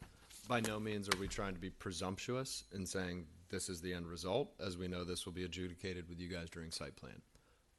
It is noted purely as an offer, and an offer alone. So we are making no presumptions here that this is where it shakes out. Just wanted on the record that that is what we are offering, and looking forward to discussing with you once we get to site plan. Okay. Do we dig into the details, or we wait for site plan? Well, I think you should get into read it through carefully. Okay. It's not a hard read. And if things come up in your mind, questions or comments, we can make sure the town board gets them at the right time. Okay. We missing anything? I don't think so. So just want to confirm, so are you finalizing this memo and sending it over to the town board at this point? I think that's the plan. Okay. Great. Thank you. Thank you. quickly, I guess our next step, John, would be to appear back in front of the town board. Yeah, we're gonna, this is pretty final, so, yes. Is, Short is there a date you're thinking of at present? I think you and I have to make a call to the supervisor's office and find a date that's convenient for him. Fair enough. Yeah, let's keep the conversation open. We have been working feverishly to address some of these comments over the past, week or so as Yeah, we we've talked appreciate through it, them. by the way. And could be in a position, I think, to resubmit and address at least some of them. Okay. I would say in the next 5-7 days. So That's great. as we'll be in touch and chat with the supervisor, like you said. Good. Awesome. Sounds great. Thank you. Nice seeing you all this evening. Thank you. You too. Joe, I gotta tell you, the whole Lowe's with the new Chipotle, it really looks very, very nice. They're doing a great job out there. Yeah, I'm happy with it. Yeah, it really looks great. Nice work. It is, very nice. Thank you. Good job. Thanks. See you, Joe. You guys, have you been out there? Yeah. The Lowe's and the Chipotle and the whole. Oh, boy, yes. It really looks nice. Oh, yes. Came out very nice. Yeah. All right, next we got a zoning board referral. This is the At-Track Recycling Center. Location's on Route 6. I think this is just a referral regarding the 200-foot setback interpretation that the town, or the planning board has asked the ZBA to look at. We need to discuss it any further than that, or? I don't think, I mean, you sent it over for their determination. Yes, They so have it's to make with their them. determination. I don't know how much there is more for you to do, really. Anything to add on our end? No, my understanding is this is just happens as a matter of course when Yep. they have variances before them. They just sent it over. It's not like they're kicking it back to you. Right. Okay, so it's standard. The only thing if you want to reiterate to them that you have not looked at or made any sort of determinations on a variance if it comes to that. Right. Because the applicant was looking for an either-or situation there, so. No, I think we gotta see what they come up with. But, again, we're looking at the code, pure and simple. We just need them to determine if what we're looking at is correct. Okay. Okay. Anything past that? No. I'm sorry, do you take any questions or comments on? Not during the work session. That would come in at a later date. So not at any time tonight? No, this is just a work session? On what? It did say on your website that this is a public meeting and that you were going to address the issue of the recycling plants, 40,000 square foot recycling plant that's gonna be across the street from my house. We're not doing that now. This is It simple. was on your website there. It's a public meeting, but not a public hearing. But it's also, this is just, we sent a question to the ZBA about a setback that's pretty clear to us in the code that they have to answer. So there's no determination right now. We're not taking any action on the application because we need to hear back from the ZBA. So what, I think the ZBA hearing is 23rd. the 23rd? So that's the meeting you go to We got speak at. a notification, this is the first that we've heard of it, of That would be for the ZBA. a recycling plant that's Yes. going to go up about 50 yards from my house. You received a notice, was it mailed, by mail? That's for the Yes. ZBA. We got You are the planning. Certified you mail. might be concerned or something, like people who might be concerned about this. It only came to people on our side of the street. We live on Gay Ridge Road. So it wasn't a mailing from the post office. It was just someone. It was mailed from the town. No, it was from the town. It came from the town. Okay, It so was what, from the Mike, town. So that's why we showed up, because we All were right, so like, that's for the zoning board of appeals. That's not us. That's, yeah, my suggestion is But I guess- if I you'd guess- like, you can call my office tomorrow Yeah. and we'll try to get you in the know with everything that you well, I guess need to know. that was the question is, nobody knows anything about this. Is this plan already approved? Is this No, thing- no. Not in any way, Was shape, that- or form. Because I was gonna say, because we posted just today on the Curry Poplar website, and we got over 9,000 responses of, what? Never No, heard of this- this, what are you talking about? We- So, like, Well, so. we I can guess give you what answers so you can answer What scared us them. was, we saw you're trying to approve a 100-foot setback or a 200-foot setback, which to us means, wait a second, is this a done deal? No, Like, no, no. what- Not a done If deal. you're already talking setbacks.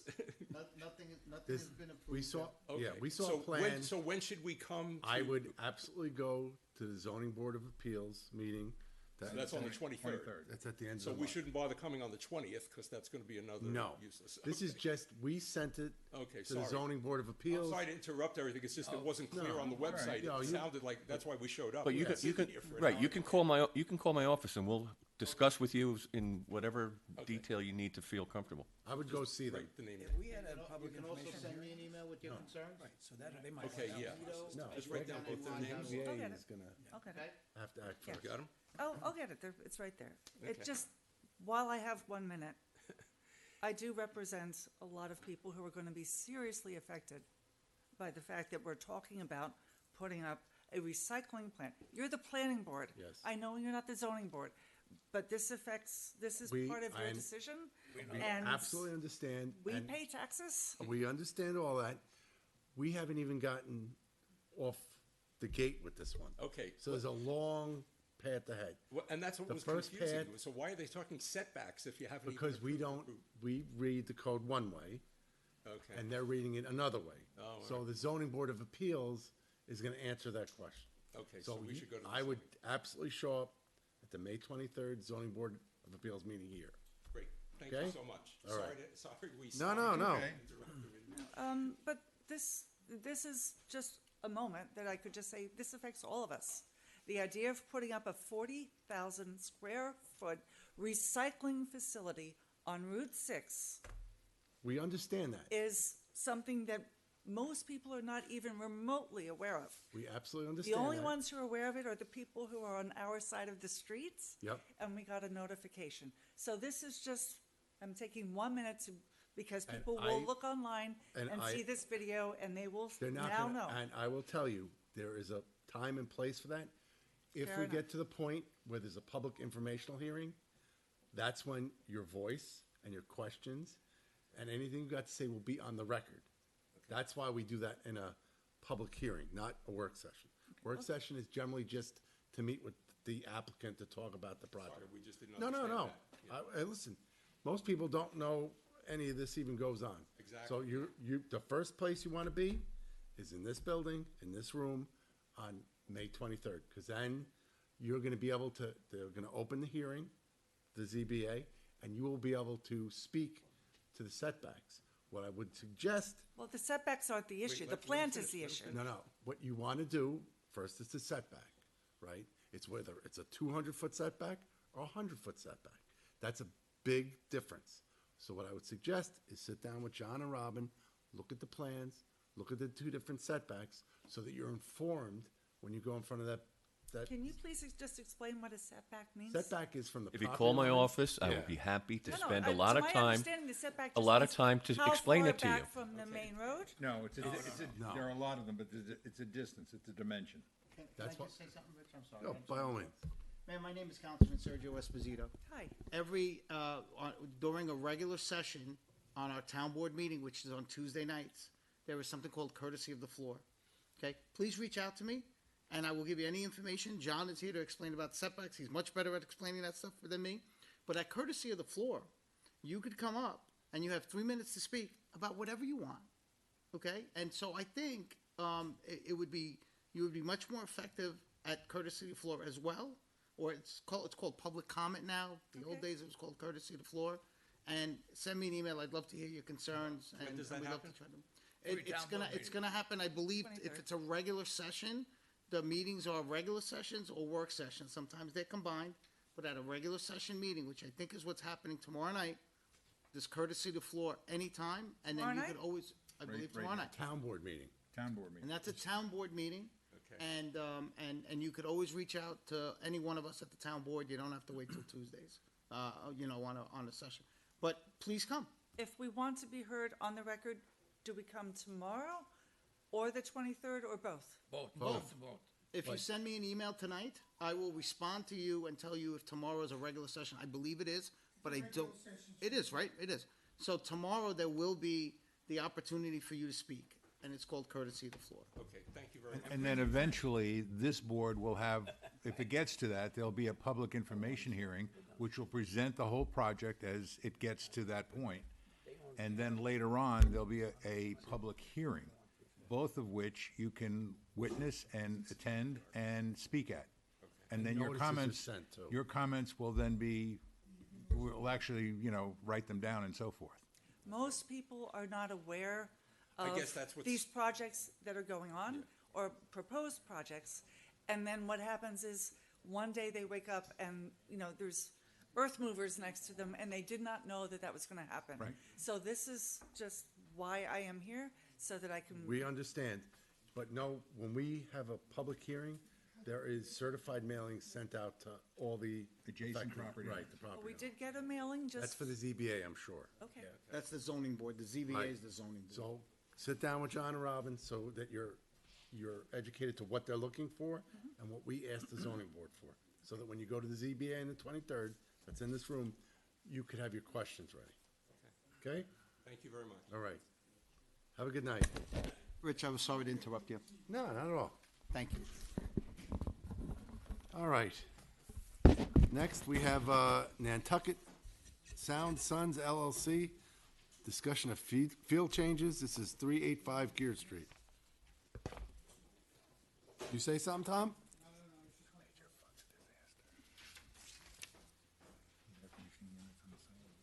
Oh, yeah.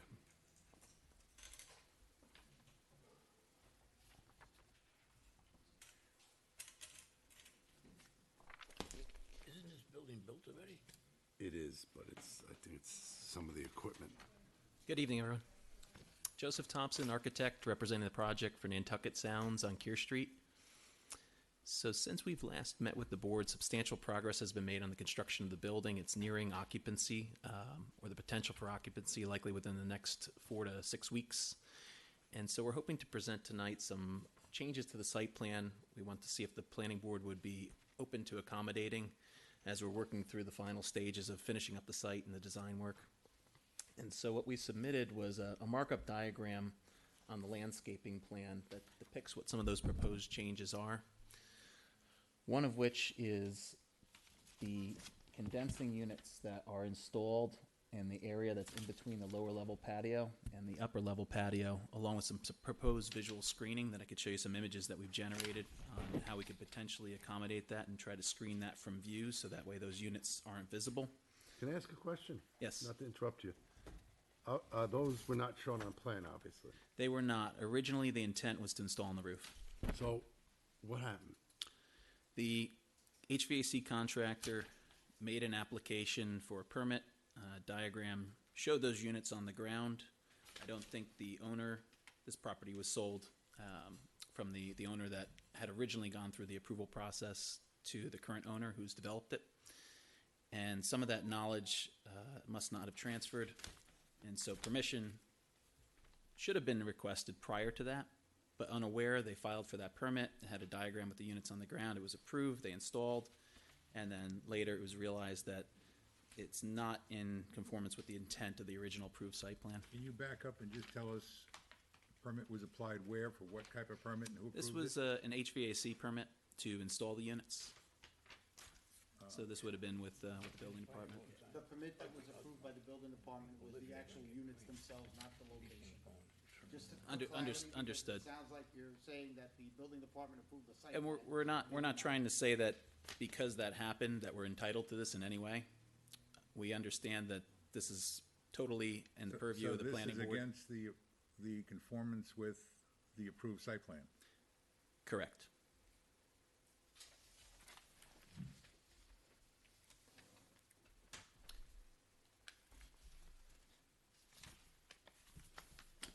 How many units are there?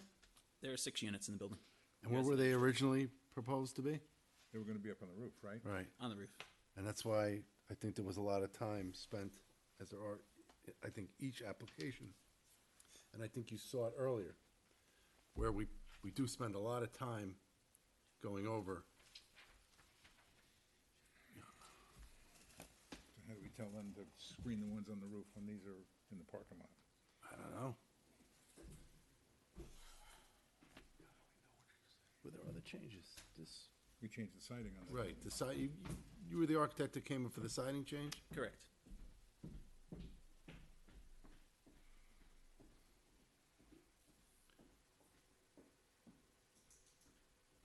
And this is right next to a seating area? This is next to a seating area. So not only is there Below a residence. screening, but there's noise. And all those units, when they're full tilt, are gonna be buzzing. I don't know how you fix that. You fix that by lowering the rent. Who's ever gonna be in those apartments, not gonna pay the premium. By putting it where it's supposed to be. You could do some sound remediation, but no, you're not gonna fix that.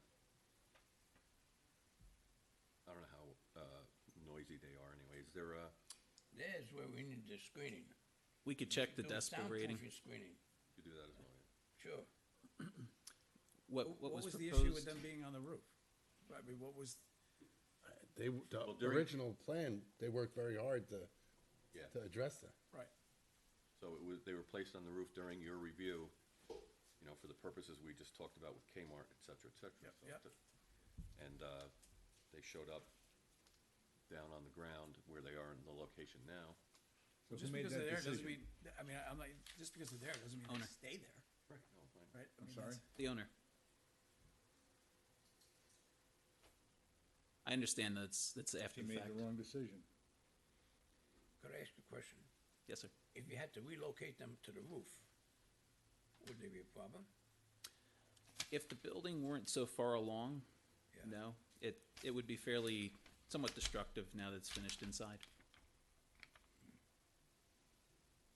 Did you do do you have some pictures of what you came up with in terms of the screening? We do, if the board's willing to review them, I could show you.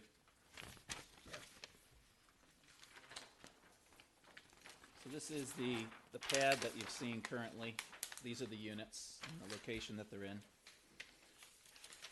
And so we have images from a number of different perspectives around the site. And the area they're most visible is once you are either down on Kear Street looking at them from the side or from the patio itself currently. From other perspectives, when you first turn onto Kear Street, you don't see them. From the residential entrance, you don't see them. They're lower. They're cut off from the view shed. And so these are just rough mock-ups of what could potentially be done to screen them. The owner's contemplating a decorative iron fence with black wind screening behind it, so that's not transparent, so you can't visibly see the units. And so this is a photograph of the current conditions on Kear Street, looking at it from a side profile.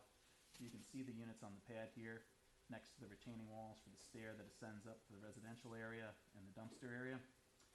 And so what we would propose is to have some type of evergreen screening in front of it, in addition to all the other plantings that are proposed. And we omitted the new street trees for clarity, but essentially once established oaks are there, and this is showing them in a very mature state, the view from the street is very heavily screened. The other changes that we're proposing on the site plan beyond this would be to take the lower level dumpster. That is also currently next to the patio area that we have some concern with, because dumpsters in summertime, depending on the garbage that's in there, can emit pretty heavy odors for both the residents above and for the people that might dine there. And so what we're hoping to suggest to the planning board is, instead of installing this dumpster enclosure here, to double the size of the upper dumpster enclosure so that all the garbage can be a stronger buffer away from the building, so we can get that at least 25 to 30 feet away from the building, rather than much more immediately positioned as it was on the original site plan, both to windows to the residential apartments above and to the seating area. So the tenants from the first floor would, where they would generate most of this garbage, are they gonna go walk through the building, out, what would be the? They would have to do that. They would have to walk outside, Yeah. up the sidewalk and around to be able to get to it. So not as convenient of access. No. Difficult issue to grapple with back when the site was originally designed, I'm sure, but we think it would be in the better interest of the final finished product, despite that inconvenience, to get it away from the lower level patio. So the units are HVAC or just AC? So they're the condensers. The air handlers are inside the building. Right. And these are the condensers that basically generate coolant to make cold air. Split units or? They're split units, correct. So heat and air? The heat's, they're heat pumps, yeah. So when people are sitting out and the residents have their AC turned up and people want to be outside eating, these things are going to be humming along at the same time. They will be operating, that's correct. I don't know how you fix that. Major impact. And you're going to have the residents above listening to that too. Well, the way I see it, they're gonna have to do some soundproofing. See, but with that, that's different than like the animals, because that thing, those units have to breathe. I'm sure if you look at the manufacturer specs, they probably want a 5-foot clearance from any fan to any obstruction in that. I don't know if you've looked at that. We had a site meeting with the HVAC contractor post-installation, and they advised us that the clearances were there. They have close to 2 feet between all the units, something that would need to What confirm about for from certain. any vegetation or fence or anything else put there? Something we should confirm with certainty. HVAC contractor I know advised it's it usually okay, but 5 feet for should those be fans. should be certified. Yep. I don't know how you fix it.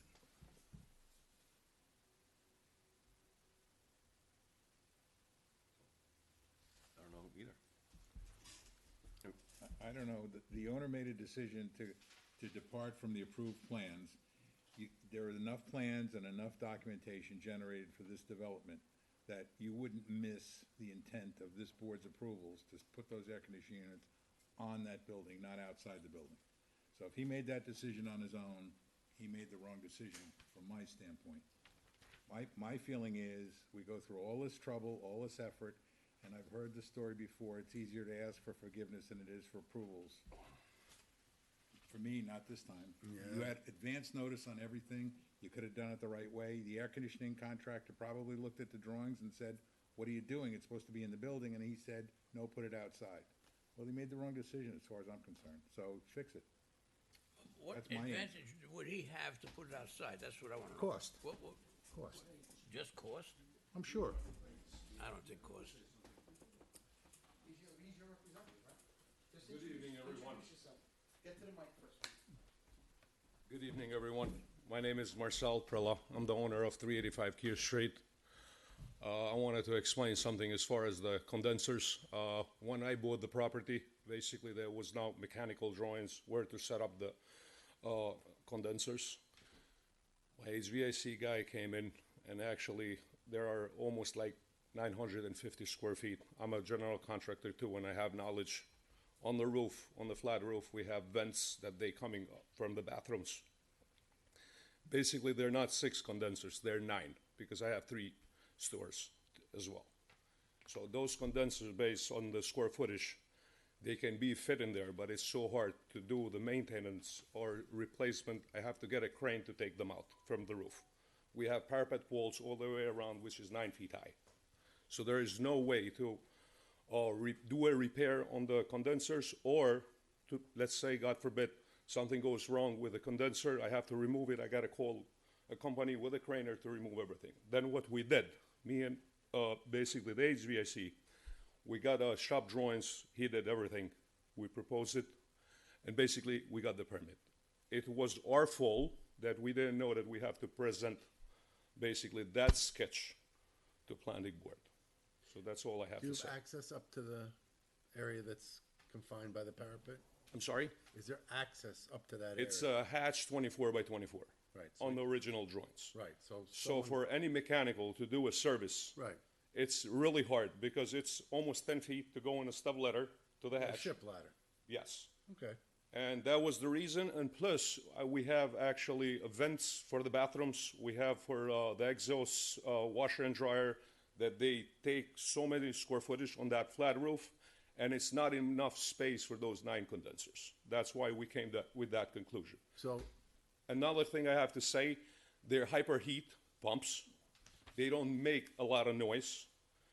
And we do install in a lot of properties, and it's not like the regular condensers that they make a lot of noise. Plus, the patio is about 7 feet high from the condensers. And the condensers, they blow basically left and right. And there are plenty of space for the air to ventilate, and doesn't have anything to do with the patio on top. So I just wanted to explain it to you. Joe, now he's gonna continue to ask any questions, but I gotta ask, so there's different types of units. There's various different ways to heat and cool. It's the new version of Mitsubishi Hyperheat system. Yeah. It's very, very silent. You don't even hear it. I'm aware of the units. Okay, right? so Where I work during the day, we have ship ladders to roofs with units on the roof that are hidden. And we have guys regularly go up and maintain them. Right. So, again, I understand what you're saying, but there's different ways to do it, right? Right. I just don't know how you get around what it looks like and the noise. Are they operational now? Yes. They've been installed like 9 months ago. And now for me to remove 9 units and send it to the roof, basically, I'm pretty sure all you guys are familiar, the process that we have to relocate everything and do basically, everything gets closed up. You know, spray foam the whole building It's a inside. big mess. Yeah, Big mess. it is. But again, it's not a mess that we created. Absolutely not. All right. And so- I'm not blaming anybody. All right, so to hear your side of it and our side of it, again, I think on our side, we think this is a big mess and it's not gonna go over well. I will put out there, do you wanna go out there and do a site visit? And take a look at these things when they're running or are we past that? What's the difference? The units are in, the units installed? If we have to do an amendment to, we have to do an amendment to a site plan, right? Yeah. So do we have to have a public hearing on this as well? Well, on something like this, similar to the other one, I tend to think not. I mean, to me, this is a pretty important facade of the building, that people are going by it. Right, so it needs This to- is not a thing in the back, on the side that nobody's gonna see, and planting will cure it. It needs to have a treatment around it, which is some combination probably of permanent screening and vegetation. That's the only way that you're That's gonna the solve only it. way, I see it, the only way you can fix it is to screen it, some soundproofing, some whatever. It's too late to do anything else. Yeah. And me as a building owner, I wouldn't. We just open ourselves to. I completely understand. Take care of it, the way it is. No, I hear you. To put it upstairs.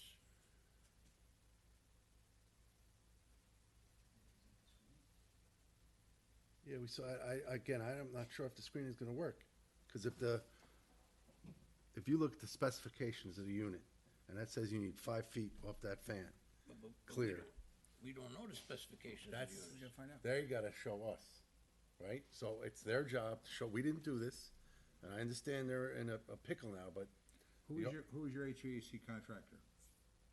My HVAC, actually, his company is up in New Rochelle. Okay, so it's not, what is it, the guy who was here local in Yorktown, I can't think of his No, name. no, Mercury. he's not. Oh, okay. He's not, but he did a lot of work in Yorktown as well. So, why don't we tell them to come back with a screening plan, a specification plan? We go out, we take a look at it, and maybe we could help them out. I mean, I don't wanna hang the guy, but The problem is it happens once, and it happens again, and people will say it's easier to ask for forgiveness than it is permission. And I'm not looking to cost you money, none of us are looking to do that, but that's a big, Big departure. yeah. What I am willing to say is, we can go out there, you could have your HVAC contractor, your architect, specifications, and show us what you're looking to do out there, on site. Absolutely. Because I think it's gonna be a hell of a lot more than just a fence, I'll be honest with you.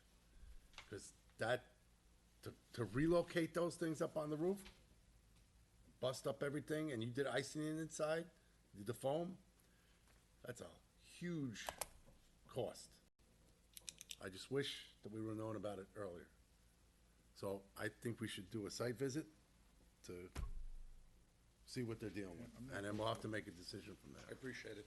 okay? We have to be convinced, so we need all the specs. Absolutely. Yeah. If you're talking about, and I mean to cut you off, I mean no disrespect, but if you're talking about a fence or something out there, have a piece of it there, and then we're gonna have to look at what you're doing, because I'm telling you, I know that there's generally a 5 foot, they don't want anything above or next to that. And that's gonna be your wheelhouse. We can confirm. We'll get the specification from the HVAC contractor.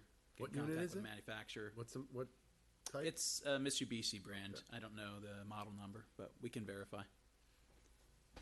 I have all the site plans that we submitted to building department, so all the specification and all the All on there. details. Yeah. Good. Okay. All right, so set up a time to meet on site with the department and have your guy there. You're gonna need to be there. Your landscape architect or your landscaper should probably be there too. All right? We should be able to get a landscape architect since retired, so he's no longer in state. Okay. We can get the landscaper. That Frank? Yeah, Frank. Frank Giuliani. He did the prior plan. I know, he's down there. He is. He's a friend of mine. But, by the way, this site is under a stop work order at present. I spoke to Frank. He told me that he will try to help me as Well, much as this, he can. Say there's hello. also, Say hello. you know, some landscaping issues that we didn't even talk about yet, so. Oh, there's more? Well, it's not an issue that has happened, it hasn't happened yet, but there's a discussion on the plantings over on the west side of the property that's actually partially in the DOT right-of-way, right? So you're gonna, did you So after make any walking the movement on site, that? I think you're correct, John, that the existing buffer that's there, I've got some images of it, is not in the way of the plantings. There's an open area. We took some measurements. It's about 15 feet wide. This is the vegetation that's in the right of way, that's adjacent to the sidewalk, that, you know, DOT has, my understanding is they've taken the position that we should not disturb it. So the thought is just that'll stay, and all these plantings could be laid out in that area. And if the landscaper has any suggestions, we would verify that with you first. We could dry set before they plant. Maybe that's the discussion on the walkthrough, another reason for him to be there. It seems a bit tight to fit everything in there, but if that's what the town ultimately wants and we dry set it and it seems right, then we'll install directly per plan. It's just this area is obstructed by a number of trees and some growth that we've been advised not to disturb. You know, other minor changes, the utility has installed a pole at the corner of the property here and a ground mount transformer that's right in this area. It's visible. I'm not sure there's a lot we can do about that, but the plantings can be adjusted outbound, so we can still plant what's intended. That'll help to screen it. And then there's a pizzeria use that we're planning to propose for the ground floor level, a tenant that's interested, that would be seeking propane tanks to support the cooking equipment in the restaurant. So on this markup, and maybe this is something we look at on site and see if you think it's the most appropriate location or reasonable to request it, we'd like to propose a pad in this inside nook here between the stairs and the raised retaining walls that, again, I think we could successfully screen. We could look at that on site with the planning board and then review. And the last item is a small. How big a tank are you proposing on that pad? I'm waiting to hear back on the sizes. They want to request 2 so that they can ensure one is always, you know, full, but I'll get those sizes in advance of any meeting. But they're temporary, are they not? Only if they were able to get a permanent gas service from the utility in the future. So that might not happen right away. Is the And building serviced by gas? It is not currently. It's all electric. Is gas in the street? My understanding is that there is gas available in the street, that it could be There's always tapped. a chance to get it. Should be. It shouldn't be an issue, but depending on what the costs are and the tenant can accommodate that, I don't know if we can say that's a certainty. Okay, so is that going to be pursued, the natural gas?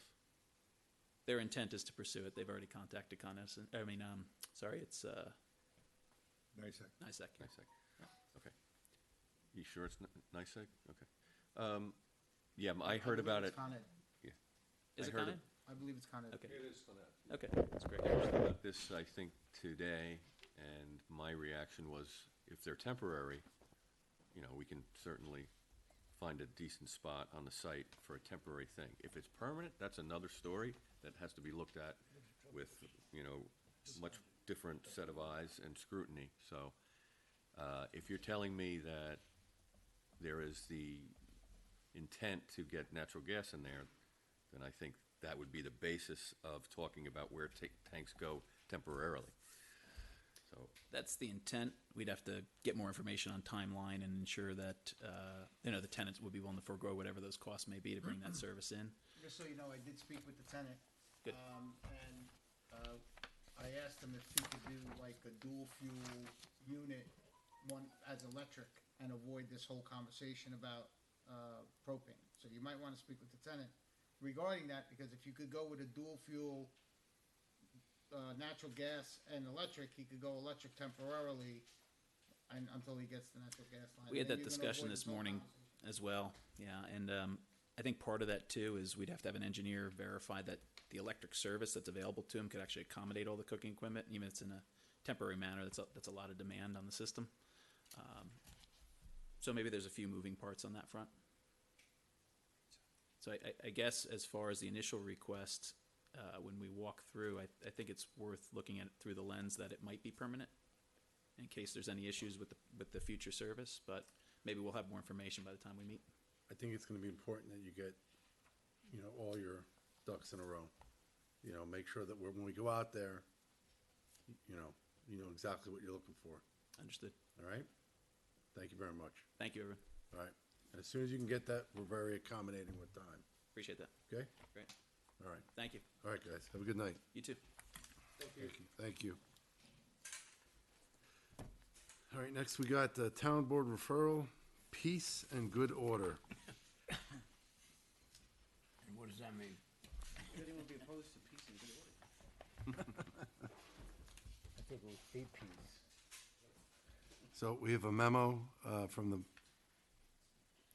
to us from the Planning Department.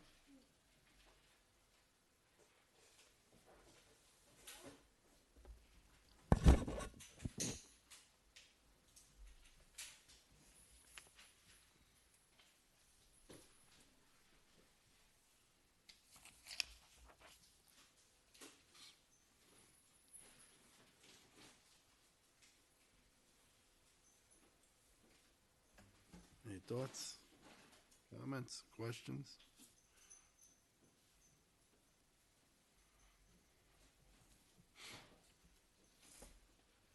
I think my only question is how does this procedurally, let's say you're at home and it's in the evening and your neighbors are partying away and you think they're making too much noise and you then make a call. Somebody comes out to take a reading of that noise level? Is that what's expected? In other words, I don't have anything that'll read the decibel level. So I could be honestly thinking it's too loud and it's not too loud, or it is too loud and I'm right. But how does anybody determine that? Do the police come out to respond to that and they take a reading, or functionally, I mean, this defines a lot of things. You have but to how have a does noise somebody meter. really know where it is? Who's gonna be the noise police?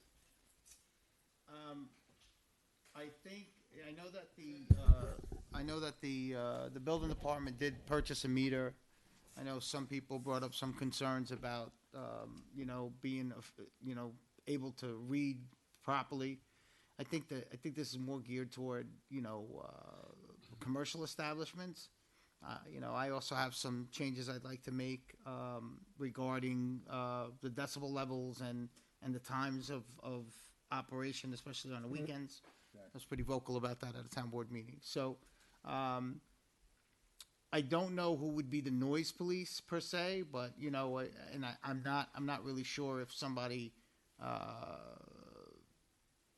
issuing a complaint would trigger, an emergency response, or something like that. So I don't know. Code enforcer. It would be code enforcement, yeah. But so- the times, Buy him a meter. the times have that one. someone would probably complain, if I'm John's neighbor, he's out there playing the bagpipes Friday night at 8 o'clock. I didn't know you could play that. You could play the bagpipes? No, that's why we would make a complaint. No, but so that's what, and so who do you call? You call the cops? The cops are now gonna have to call up the code enforcement officer to have him come out? And he doesn't come out till Monday morning, so. That's what I'm saying, is the application of it. I mean, I agree with you, like weekends and so forth, I think with all of our neighbors, you're probably more inclined to be accommodating of their partying and so forth. But I have a neighbor who went away for a trip and left his teenage son home, who had a big party in his house. And you call the police, but if I called the police, who comes and measures it to say they exceeded the noise level or didn't? And, I mean, how do you implement it? What I've read makes me a lot more comfortable than I was before, but given all of that standard, how does the standard get measured, is what I'm saying? And when does it get, because if you call a guy that's a code enforcement officer, he works Monday through Friday, 9 to 5, and it's Saturday night at 11:30. Well, I mean, we have code that the code enforcement official has to, enforce as well. And that may not necessarily happen during the code enforcement hours. That happens with a lot of our other laws as well. I understand what your question is, and it's a very good question. I would put that in your memo and send it back to us, and then we could discuss addressing. That it is enforceable by the police department. Right, but the measuring, I think, is what I think. Yeah, because let's say the police officer comes out and he says, "Yeah, I agree. I think it's loud. You think it's loud, but we didn't measure it because I'm not the guy to measure." I don't know. I'm not. I guess maybe I'm not well informed enough to know how that would happen. If it. Maybe I mean, I would say maybe it's called out here. I just didn't see it. Yeah, I know. I mean, obviously, anytime the code enforcement's not available, the police department would step in. But I believe we could give a meter to the police department and they can measure. And that I think that's the official intent of it, and how we would proceed forward, because you would have to have some kind of a measurement that you could enforce. And again, it doesn't mean that you can't have, your party. You just have to tune it down. You don't have to end your party at 10 a.m. or 10 p.m. or whatever. It says, your party could continue and your friends and your gathering, but you just have to cut the noise back.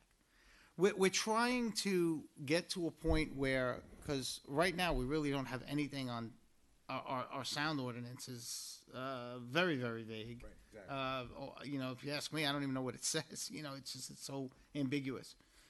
So I think this is definitely a step in the right direction. That's why we're sending it out to everyone to get your opinions on it before we pass anything.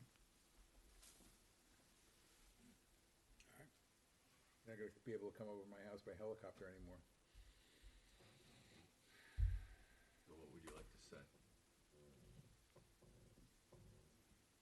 For me, I like what I see. There's a lot more definition. I'm not struggling at all with the definitions and the standards that are proposed. My issue is only the application of it, so that we know how it's going to happen. Because all the work that goes into creation of the standards could be lost on the inability to apply it. And I think it's a good step forward. Maybe the device that the police has is the answer to that. I'm not sure. I haven't thought through it, because I'm new to thinking about this right now. But there's probably very easy ways to cure that concern. And Yeah, absolutely. Apply this really well. So, is that an expensive device to take those? I don't think it was that. I forget what the plant. What was it? $30? It was $30. I thought it was a little more than that. I think if you wanted, but yeah, it might have been that. You were involved in that, right? So. Oh, you just asked. It's a good question. So that's where we're at, and like I said, we're just trying to get to. Not only will it give us a standard by which to measure, give us a standard by which people can actually look at and say, hey, this is what I can and can't do. Because right now we don't have that. Yeah, exactly. And so it's going to need some tweaking, and that's why we referred it out. For just this very reason. Somebody said, we presented a law that wasn't 100%. I'm not sure what law is 100% when you first present it. That's the whole. This is what the process is. We have public hearings about it. We refer it out to our agencies and our experts. We hear from the public. We potentially amend the law, tweak it, make it better, make it sharper, and then we move ahead. So this is the process playing out. Will those standards be applicable when we have public hearings? No, the public hearings are going to be. I'll buy the meter for this room. All right, so we'll take another look at the memo and see if we have any tweaks. Yeah, I would definitely put in your memo that you know, how will that be measured, and it might be in there. I read the law a couple of times, but it's you know, it's buried in the other, you know, laws that I've been reading, and so I can't tell you specifically if there is something in there that I recall, but I will go over the law again, and we will address that question for sure. Okay. But yeah, but it does specifically say that that law enforcement will be able to enforce this. So there you go. All right. Any other thoughts, comments? That's it? So a motion to close the meeting. Motion. Second. All those in favor? Aye. Aye. Thank you very much. The next meeting is May 20th. Good night, Yorktown.